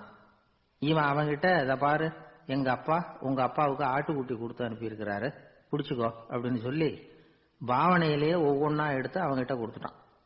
அவனும் வாங்கிட்டான் வாங்கறது மாதிரி. அப்புறம் சொன்னான், சரிப்பா நானும் பதிலுக்கு ஏதாவது ஒன்னுகிட்ட கொடுக்கணும் இல்லையா, அதனால அந்த பைய புடி, ஒரு 10 எலுமிச்சம்பழம் தரேன், பதிலுக்கு அதை நீ எடுத்துட்டு போ அப்படின்னு சொல்லி கையாலேயே ஒவ்வொன்னா எடுத்து போடுறது மாதிரி பாவனை பண்ணிவிட்டான். அவனும் ரொம்ப நன்றி அப்படின்னு சொல்லிவிட்டு அதை வாங்கிட்டு போயிட்டான். கொஞ்ச நேரம் கழிச்சு வெளியில போயிருந்த அப்பங்காரன் திரும்பி வந்தான். உள்ள சொன்னான், அப்பா உன்னோட நண்பர் அவருடைய மகன் மூலமா உனக்கு 6 ஆட்டுக்குட்டி கொடுத்து அனுப்பியிருந்தார், நானும் பதிலுக்கு ஒரு 10 எலுமிச்சம்பழம் கொடுத்து அனுப்பியிருக்கிறேன் அப்படின்னா. எப்படிடா கொடுத்தேன்னு கேட்டார் அப்பா. இப்படிதான் கொடுத்தேன்னு சொல்லி சைகையிலேயே காட்டினான். இதை பார்த்ததும் அப்பங்காரனுக்கு பயங்கரமா கோபம் வந்துட்டுது. பலார்னு அரைஞ்சுட்டான் பையனு. ஏன்பா அரைஞ்ச, 10 எலுமிச்சம்பழம் கொடுத்துட்டேனே அப்படிங்கிறதுக்காகவா அப்படின்னு கேட்டான். அது கூட பரவாயில்ல, நீ காட்டுற சைகையை பார்த்தா ஆரஞ்சு பழம் சைஸுக்கு இருக்குதே, அவ்வளவு பெருசா ஏன் கொடுத்த, அதுதான் எனக்கு கோபம் அப்படின்னு. ஒரு ஊர்ல ஒரு குரு இருந்தார், ஜென் குரு. அவரை தேடிட்டு ஒரு மன்னர் வந்தார். வந்தவர் ஜப்பான் மன்னர். தோட்டக்கலையை பத்தி தெரிஞ்சுட்டு போறதுக்காக அவர் வந்தார். எப்படி தோட்டம் அமைக்கிறது அப்படிங்கறத பத்தி அந்த குரு விவரமா சொல்லி கொடுத்தாரு. 1 நாள் 2 நாள் இல்ல, 3 வருஷம் கத்து கொடுத்தார். அதுக்கப்புறம் சொன்னார், நான் கத்து கொடுத்துட்டேன், இனிமே நீங்க போகலாம், போய் தோட்டம் அமைக்கலாம், அதுதான் உங்களுக்கு பரீட்சை. தோட்டம் அமைச்ச பிறகு சொல்லி அனுப்புங்க, நான் வந்து பாக்கிறேன். நீங்கள் இங்கே என்னவெல்லாம் கற்றுக்கிட்டீங்களோ அதையெல்லாம் அங்கே செயல்முறையில் செஞ்சு காட்டுங்க அப்படின்னு சொல்லி அனுப்பி வச்சார். மன்னர் போனார். அரண்மனைக்கு பக்கத்திலேயே ஒரு பெரிய தோட்டத்தை உண்டு பண்ணினார். அழகான மரங்களையும் செடிகளையும் உருவாக்கினார். கிட்டத்தட்ட 1000 தோட்டக்காரர்களை பயன்படுத்தி 3 வருஷங்கள் முயற்சி பண்ணி அந்த அழகான தோட்டத்தை உருவாக்கினார். குரு கிட்ட இருந்து செய்தி வந்தது, நாளைக்கு வந்து தோட்டத்தை பார்க்கறேன் அப்படின்னு. மன்னர் உடனே சுறுசுறுப்பாயிட்டார். முதல் நாளே தோட்டத்தை சுத்தப்படுத்தினார். ராத்திரி பூரா யாரும் தூங்கல. எல்லாருக்கும் தோட்டத்தை ஒழுங்குபடுத்துற வேலை. அது அந்தந்த இடத்துல ஒழுங்கா இருக்குதா அப்படின்னு சரி பார்த்தாங்க. ஒரு தவறும் இல்லாத வகையில் அதை ஒழுங்குபடுத்தினாங்க. மறுநாள் குரு வந்தார், தோட்டத்தை பார்த்தார். அவருக்கு கோபம் வந்துட்டுது. மன்னருக்கு ஆச்சரியம், எப்பவும் சிரிச்சுக்கிட்டே இருக்கிறவர் இப்ப எப்படி இருக்கிறாரு அப்படின்னு. மெதுவா குரு கிட்ட போய் எல்லாம் சரியா தானே இருக்குது அப்படின்னார். எல்லாம் சரிதான், ஆனாலும் எங்கே அந்த பொன்னிற காற்று அப்படின்னார். உதிர்ந்த இலைகள், பொன் மஞ்சள் நிற இலைகள் காற்றில் அப்படி புரண்டு ஓடுவதை நான் பார்க்க முடியவில்லையே அப்படின்னாராம். அது இல்லாம இந்த தோட்டம் உயிரோட்டம் உள்ளதா இருக்காது, இதுல பாடல் இல்லை, ஆடல் இல்லை, அதெல்லாம் இல்லாம இந்த தோட்டம் ரொம்பவும் செயற்கையா தெரியுதுன்னாராம். மன்னர் இப்பதான் யோசனை பண்ணார். கீழே கிடந்த காஞ்சி போன இலைகள் மட்டும் இல்ல, மரத்துல இருந்த காஞ்சி போன இலைகளையும் அப்புறப்படுத்தி சுத்தமா வச்சிருக்கிறார். இறப்பும் வாழ்க்கையினுடைய ஒரு பகுதி தான். மரணம்ங்கிறது வாழ்க்கைக்கு எதிரானது அல்ல, அதை நிரப்பும் ஒரு பகுதி தான் அது. மரணம் இல்லையில் வாழ்க்கையே இல்லை அப்படிங்கிறது பெரியவங்க கருத்து. இப்ப அந்த தோட்டம் அழகா தான் இருக்குது, இருந்தாலும் அது ஒரு ஓவியம் மாதிரி உயிர் இல்லாமல் இருக்கு. குரு ஒரு வாளியை கையில எடுத்துக்கிட்டார், தோட்டத்தை விட்டு வெளியில போனார். ஏற்கனவே வீசி எறிந்த அந்த சருகுகளை எல்லாம் அள்ளி கொண்டுட்டு வந்தார். உள்ள எல்லா இடங்கள்லயும் அதை வீசினார். உடனே காத்து அந்த காய்ந்த சருகுகளையும் பழுத்த இலைகளையும் அசைக்க ஆரம்பிச்சுட்டுது. இப்போ அங்க சலசல சத்தம், சங்கீதம், இலைகளின் நடனம், ஓவியம் மாதிரி இருந்த அந்த தோட்டத்துக்கு இப்போ உயிர் வந்துட்டுது. இதுதான் அந்த பொன்னான காற்று அப்படின்னாராம் குரு. மன்னருக்கு புரிஞ்சுது. மிகப்பெரிய ஜென் கேள்வி ஒன்று உண்டு. உம்மான் அப்படிங்கிற ஒரு பெரிய குருவை பார்த்து துறவி ஒருத்தர் கேட்டாராம், இலைகள் எல்லாம் கீழே விழுந்து மரங்கள் மொட்டையாக இருக்கும் பொழுது என்ன நடக்கும்? இதுதான் கேள்வி. இதுக்கு உம்மான் சொன்ன பதில் பொன்னான காற்று, தி கோல்டன் விண்ட் அப்படின்னாராம். இதுக்கு என்ன விளக்கம்னா, உன்னுடைய எண்ணங்கள் எல்லாம் உன்னுடைய மனசிலிருந்து கீழே விழுந்து உனது உள்ளுணர்வானது மொட்டையாக நிற்கும் நிலைதான் அது. உனது வேர்களின் அருகில் காற்று வீசுகிறது. எல்லா எண்ணங்களும் உன்னிலிருந்து வெகு தூரத்துக்கு புரண்டு கொண்டே சென்று விடுகிறது. நீ அவற்றை கடந்து விட்டால் நீ அவைகளுக்கெல்லாம் மேலெழுந்து கீழே பார்ப்பவனைப் போல நிற்க ஆரம்பித்து விடுவாய். அதுதான் தியானம் என்பது அப்படின்னு சொல்றாங்க. தியானம்ங்கிறது எண்ணத்துக்கு எதிரானது இல்லை, தியானம்ங்கிறது எண்ணங்களை கடந்து செல்வதுதான். அதுக்கப்புறம் நாம பொன்னிற காற்றுல ஆட ஆரம்பிச்சிருவோம். இதுதான் பெரியவர்கள் சொல்றது. என்கிட்ட ஒருத்தர் தோட்டம் அமைக்கணும்னு யோசனை கேட்டு வந்தார். எல்லாம் சொல்லி கொடுத்தேன். செடிகள்லாம் செழிப்பா வளரணும்னா வேர் காயாம பாத்துக்குங்க, தினமும் தண்ணி விடுங்க அப்படின்னு சொல்லி அனுப்பி வச்சேன். 1 மாசம் கழிச்சு ஒரு தோட்டத்தை பாக்கிறதுக்காக போனேன். போய் பார்த்தா எல்லா செடியும் வாடி கிடக்குது. என்னங்க இப்படி பண்ணிவிட்டீங்கன்னு. நீங்க சொன்னபடிதான் செஞ்சேன்னார். என்ன செஞ்சீங்கன்னு கேட்டேன். வேறு காயாம பார்த்துக்க சொன்னீங்க, தினமும் ஒரு தடவை எல்லா செடியையும் ஒவ்வொன்னா புடுங்கி பார்த்து வேறு காயாம இருக்கா அப்படின்னு பார்த்துட்டு அதுக்கப்புறம் தண்ணி பாய்ச்சனே, அவ்வளவுதான் அப்படின்னார். ஒரு நல்ல நகைச்சுவை எப்படி இருக்கணும், இதுக்கு ஒவ்வொருத்தர் ஒவ்வொரு மாதிரியான விளக்கத்தை கொடுத்துருக்குறாங்க. ஆனா கலைவாணர் NS கிருஷ்ணன் கொடுக்கிற விளக்கம் என்ன தெரியுமா? நகைச்சுவைங்கிறது அடுத்தவங்களுக்கு துன்பம் கொடுக்காம இருக்கணும், அடுத்தவங்க மனசை புண்படுத்தக்கூடாது, அதுதான் சிறந்த நகைச்சுவை அப்படிங்கிறார். அதுக்கு அவர் உதாரணமும் கொடுக்கிறார். ஒரு ஏரி ஓரமா 2 பசங்க நடந்து போயிட்டு இருக்கிறாங்க. அதுல ஒருத்தன் பணக்கார வீட்டு பையன், இன்னொருத்தன் ஏழை. இவங்க 2 பேரும் போயிட்டு இருக்கிறாங்க. வழியில ஒரு இடத்துல ஒரு ஜோடி செருப்பு இவங்க கண்ணுல படுது. ஒரு விவசாயி அந்த செருப்பை அங்க விட்டுட்டு பக்கத்துல இருந்த ஏரியில கை காலை கழுவிட்டு இருக்கிறார். உடனே அந்த பணக்கார பையனுக்கு ஒரு ஐடியா. அவன் சொன்னானா, டேய் இப்போ ஒரு வேடிக்கை செய்யலாம், அந்த செருப்பு 2ஐயும் தூக்கி எட்டத்துல வீசி எரிஞ்சிருவோம். அந்த ஆள் பார்த்துட்டு செருப்பை தேடி அல்லாடுவான், அங்கேயும் இங்கேயும் ஓடுவான், திரு திருன்னு முழிப்பான். அதை பார்த்து நாம ரசிக்கலாம், நல்ல தமாஷா இருக்கும் அப்படின்னு இருக்கான். இப்படி சொல்லிவிட்டு அந்த செருப்புகளை தூக்கத்துக்கு போனானா. கொஞ்சம் பொறு அப்படின்னானா அந்த ஏழை பையன். ஏன்னு கேட்டிருக்கான் அவன். இப்போ அந்த ஏழை பையன் சொன்னானா, நீ சொல்றது ஒன்றும் வேடிக்கை கிடையாது, உன்னோட செருப்பு தொலைஞ்சா உன் அப்பா உடனே உனக்கு வேற செருப்பு வாங்கி கொடுத்துருவார். ஆனா அந்த ஆளுக்கு இந்த செருப்பு தொலைஞ்சதுன்னா வேற புதுசா வாங்கறதுக்கு வாயையும் வயத்தையும் கட்டி பணத்தை சேர்க்க வேண்டியிருக்கும். அதனால நான் ஒரு வேடிக்கை சொல்றேன், அது மாதிரி செய், அது இன்னமும் தமாஷா இருக்கும் அப்படின்னு நானா. எப்படி அது சொல்லுன்னு இருக்கான் அவன். செருப்பு ரெண்டும் அது இருக்கிற இடத்துலயே இருக்கட்டும். உன் சட்டப்பையிலிருந்து ஒரே ஒரு ரூபாய் நாணயத்தை எடு, அதை அந்த செருப்பு மேல அதோட குதிகால் பகுதியில வச்சுட்டு நாம 2 பேரும் அந்த மரத்துக்கு பின்னாடி ஓடி போய் மறைஞ்சு நின்னுக்குவோம். அப்புறம் பாரு வேடிக்கைய அப்படின்னா. அதே மாதிரி 1 ரூபா காசு செருப்பு மேல வச்சுட்டு இவங்க 2 பேரும் மறைஞ்சு நின்னுக்கிட்டாங்க. கொஞ்ச நேரத்துல அந்த விவசாயி வந்தார். காலில் உள்ள மண்ணை தட்டிவிட்டு செருப்பை மாட்டுறதுக்காக போனார். அங்க இருந்த காசு கண்ணுல போட்டுட்டுது. அவருக்கு ஆச்சரியமா போச்சு. அதை கையில எடுத்து பாக்குறார். 4 பக்கமும் திரும்பி திரும்பி பாக்குறார், யார் இதை வச்சிருப்பான்னு.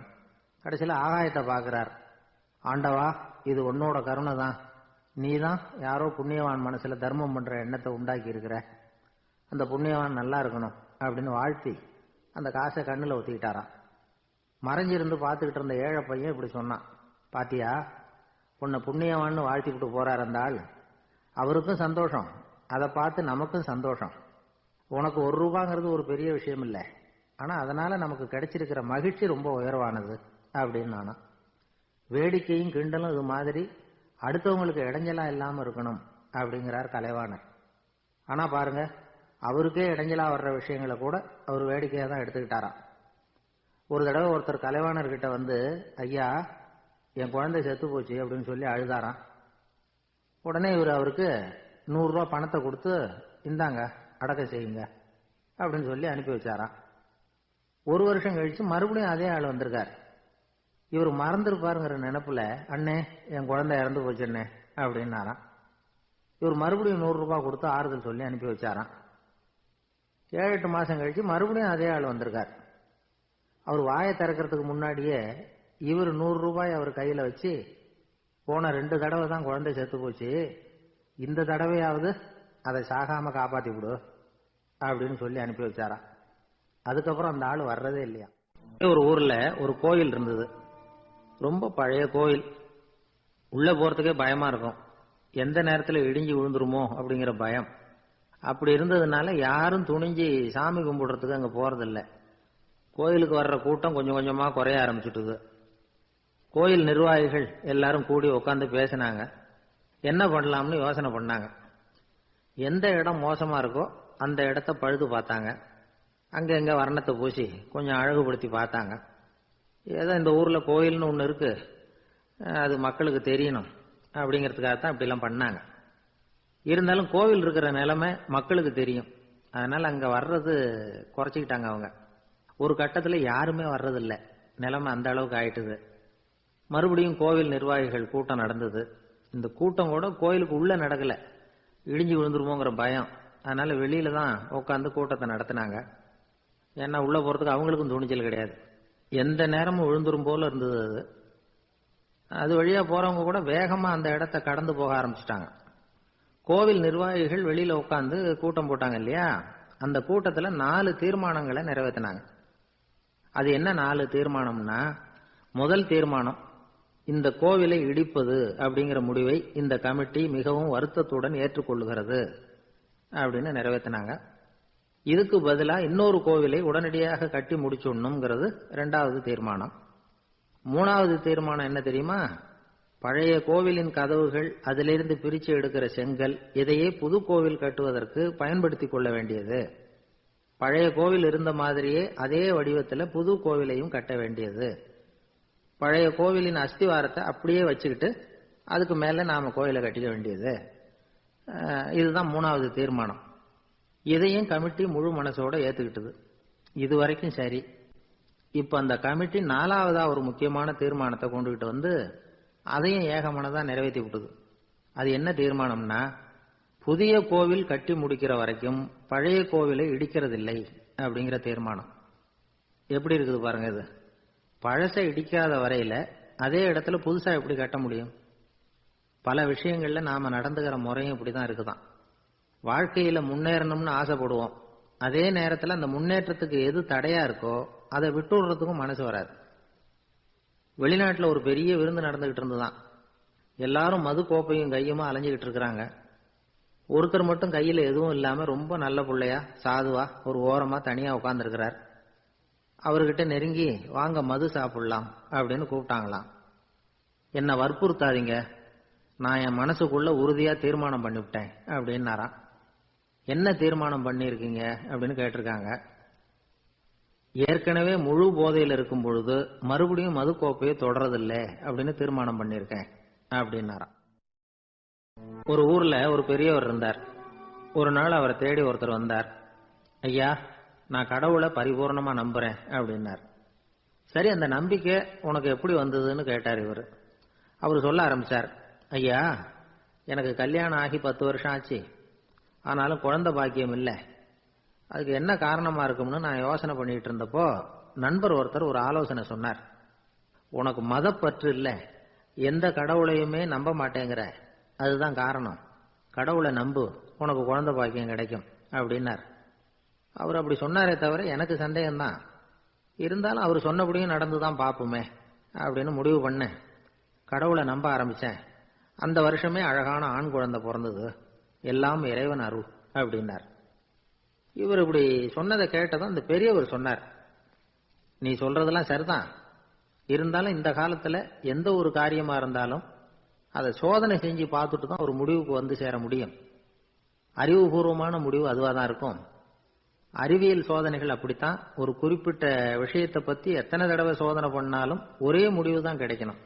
அதுதான் சரியா இருக்கும். அதனால இப்ப மறுபடியும் ஒரு சோதனைன்னார். என்ன செய்யணும் அப்படின்னு கேட்டார் இவர். கடவுள்கிட்ட ஒரு பெண் குழந்தை வேணும்னு கேளு. முதல்ல ஆண் குழந்தையை கொடுத்தது மாதிரியே இப்போ ஒரு பெண் குழந்தையையும் கொடுக்கறாரா பார்க்கலாம் அப்படின்னார். சரின்னு சொல்லி இவர் அதே மாதிரி முயற்சி பண்ணினார். அதுக்கப்புறம் அவர் இந்த பெரியவர்கிட்ட வரவே இல்லை. கொஞ்ச காலம் கழிச்சு இவரே அவரை தேடிட்டு போய் கதவை தட்டினார். அவர் கதவை திறந்தார். என்ன ஆச்சு, கடவுள் கண் திறந்தாரா அப்படின்னு கேட்டார். அவரு, அந்த சமாச்சாரம்லாம் நமக்கு வேணாம் சார், முதல் தடவை அது ஏதோ தற்செயலா ஏற்பட்ட ஒரு சாதகம். இப்போ நீங்க 2வது தடவை சொன்ன பிறகு தினமும் கடவுளை வேண்டிக்கிட்டு தான் இருக்கிறேன், ஒன்றும் நடக்கல அப்படின்னார் ரொம்ப விரக்தியா. ஒரே ஒரு தோல்வியில உங்க நம்பிக்கை எல்லாம் பறந்து போயிடுது பாத்தீங்களா அப்படின்னார் அந்த பெரியவர். எல்லாம் நல்ல விதமா நடக்கிற வரைக்கும் நம்பிக்கை, எதிர்பார்த்தது தோல்வியில முடிஞ்சுட்டுதுன்னா அவநம்பிக்கை. மற்றவர்கள் பேர்ல வைக்கிற நம்பிக்கை எந்த நேரத்திலையும் விவகாரமாகி விடக்கூடிய சாத்தியம் உண்டு. நாம நம்பிக்கை வைக்க வேண்டியது நம்ம கிட்ட தான், நமக்குள்ள இருக்கிறார் கடவுள். எனவே நம்ம பேர்ல நாம வைக்கிற நம்பிக்கை தான் உண்மையான கடவுள் பக்தி. நிபந்தனையற்ற நம்பிக்கையா அது இருக்கணும். எல்லாம் நல்லபடியா நடந்துகிட்டு இருந்தா எந்த முட்டாளுக்கும் நம்பிக்கை வரத்தான் செய்யும் அப்படிங்கிறது ஒரு பெரியவர் கருத்து. தியானத்தின் மூலமா தான் உனக்குள்ள ஆழமா தோண்டுனா உன்னுடைய அடி ஆழத்துல நம்பிக்கை வந்து அப்படி ஊற்றெடுக்கும், அதை பார்க்க முடியும் அப்படிங்கிறது பெரியவர்கள் சிந்தனை. ஒரு குழந்தை அப்பாவை பார்த்து என்னப்பா பண்றேன்னு கேட்டுதான். பிரார்த்தனை பண்ணிட்டு இருக்கிறேன்னாராம் அப்பா. பிரார்த்தனை பண்ணுனா என்ன கிடைக்கும் அப்படின்னு கேட்டுதான் குழந்தை. எல்லாம் கிடைக்கும் அப்படின்னாராம் அப்பா. நீ வச்சிருக்கிறிய பேனா அது கூட கிடைக்குமான்னு கேட்டுதான் குழந்தை. ஓ, கிடைக்குமேன்னு இருக்கார். அப்படின்னா அந்த பேனாவை என்கிட்ட கொடுத்துரு, நீ பிரார்த்தனை பண்ணி வேற பேனா வாங்கிக்கோ அப்படின்னு தான் அந்த குழந்தை. ஒரு பெரிய நினைவு மண்டபம், அதுக்கு முன்னாடி ஒரு அப்பாவும் பிள்ளையும் நின்றுட்டு இருக்கிறாங்க. அந்த வழியா போறவங்க வர்றவங்க எல்லாம் அந்த இடத்துல நின்று அது என்ன மண்டபம் அப்படின்னு விசாரிக்க ஆரம்பிச்சாங்க. அந்த அப்பாவும் பிள்ளையும் தான் வர்றவங்களுக்கெல்லாம் விவரம் சொல்லிட்டு இருக்கிறாங்க. அதாவது இந்த இடத்துல ஒரு பெரிய மகான் சமாதி ஆயிருக்கார், அவர் சமாதியான இடத்துல இந்த நினைவு மண்டபத்தை கட்டியிருக்கிறோம் அப்படின்னாங்க. ஊரு பூரா இந்த செய்தி பரவிச்சு. நிறைய பேர் அந்த இடத்தை தேடி வர ஆரம்பிச்சாங்க. இங்க வந்து கொஞ்ச நேரம் உட்காந்துட்டு போனா மனசுக்கு ஒரு நிம்மதி கிடைக்குது அப்படின்னாங்க. அங்க இருந்த உண்டியல்ல நிறைய காசு போட்டுட்டு போறாங்க. பணம் கிடுகிடுன்னு நிறைய சேர ஆரம்பிச்சுட்டுது. பணம் நிறைய சேர்ந்த உடனே அந்த அப்பாவுக்கும் பிள்ளைக்கும் தகராறு வந்துட்டுது. பணம் சேர்ந்தாலே சொத்து தகராறு வரத்தானே செய்யும், அது மாதிரி வந்துட்டுது. பையன் அடிக்கடி நிறைய பணம் கேட்க ஆரம்பிச்சான்.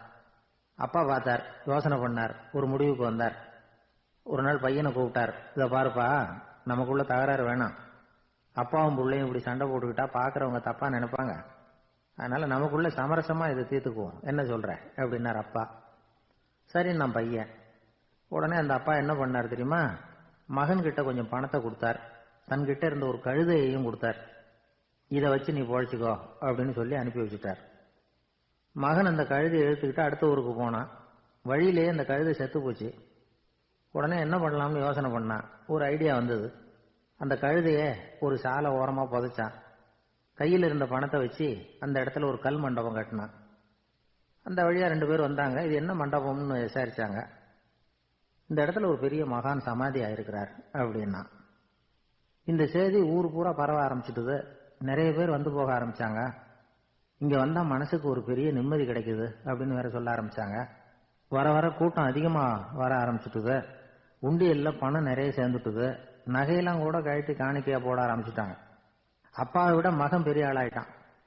இதை கேள்விப்பட்டார் அப்பா. பையனை பார்த்துட்டு வரலாம்னு ஒரு நாள் புறப்பட்டு வந்தார். பையன் ஓஹோன்னு இருக்கிறான். பங்களா, காரு எல்லாம் வந்துட்டுது. எப்படிடா இந்த அளவுக்கு ஆனே அப்படின்னு விசாரிச்சார். அப்பா, எல்லாம் உங்க ஆசீர்வாதம் தான். நீங்க கொடுத்த மூலதனத்தை வச்சுதான் இவ்வளவும் சம்பாதிச்சேன் அப்படின்னு நான் பையன். அது எப்படிறான்னு விசாரிச்சார். அப்பா, நீங்க ஒரு கழுதை குட்டியும் கொஞ்சம் பணமும் என்கிட்ட கொடுத்து அனுப்பி வச்சிங்க. அதை எடுத்துக்கிட்டு வந்தேன். வர்ற வழியில் அந்த கழுதை செத்து போச்சு. உடனே யோசனை பண்ணேன். அந்த கழுதையை இந்த இடத்துல புதைச்சேன். கையில் இருந்த பணத்தை வச்சு மண்டபம் கட்டினேன். மகான் ஒருத்தர் சமாதி ஆயிருக்கார் அப்படின்னு வதந்தியை கிளப்பி விட்டேன். ஜனங்கள்லாம் ஏமாந்து போய் காசை கொண்டாந்து போட ஆரம்பிச்சுட்டாங்க. நான் பொழைச்சிக்கிட்டு இருக்கிறேன் அப்படின்னா. இப்பதான்டா நீ என் புள்ள அப்படின்னு சொல்லி சந்தோஷப்பட்டாரான் அந்த அப்பா. ஏன் அப்படி சொல்றீங்கன்னு கேட்டிருக்கான் பையன். கழுத குட்டியை புதைச்சி மண்டபம் கட்டியிருக்கிற நீ, ஏற்கனவே நம்ம ஊர்ல நாம கட்டியிருக்கிறோமே மண்டபம், அது இந்த கழுதையோட அம்மாவை புதைச்ச இடம். மகான் சமாதி ஆயிருக்காருன்னு நானும் சும்மா கப்சா தான் விட்டுக்கிட்டு இருக்கேன் அப்படின்னாரான் அப்பா. முட்டாள் ஜனங்களை நினைச்சு அந்த 2 பேரும் சத்தம் போட்டு சிரிச்சாங்களாம். மனுஷன் ஏமாத்துறது ரொம்ப சுலபம். என் கூட படிச்ச ஒருத்தன் திடீர்னு ஒரு நாள் எல்லாருக்கும் அருள் வாக்கு சொல்ல ஆரம்பிச்சுட்டான். அவன் ஒரு ஆபீஸ்லயும் வேலை பார்க்கறான்.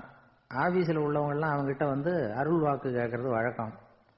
ஒரு நாள் நான் அவன் முன்னாடி போய் உட்காந்து பேசிக்கிட்டு இருந்தேன். அப்போ அதே ஆபீஸ்ல வேலை பார்க்குற ஒருத்தர் அவங்ககிட்ட வந்து, சுவாமி, என் மேஜையில வச்சிருந்த பேனா திடீர்னு காணாம போட்டுது, அது திரும்ப கிடைக்குமா எனக்கு அப்படின்னு கேட்டார். இவன் கண்ணை உருட்டி பார்த்துட்டு, அது உனக்கு கிடைக்காது, புதுசா வேற ஒன்று வாங்கிக்கப்போ அப்படின்னா. சரின்னு அவர் போயிட்டார். அவர் போனதுக்கு அப்புறம் நான் மெதுவா இவனை பார்த்து, அது எப்படிரா அது உனக்கு கிடைக்காதுன்னு அவ்வளவு உறுதியா அவர்கிட்ட சொன்னேன் அப்படின்னு கேட்டேன். இவன் மெதுவா என் காதுகிட்ட வந்து, அந்த பேனாவை கிளப்புனதே நான் தான் அப்படிங்கிற.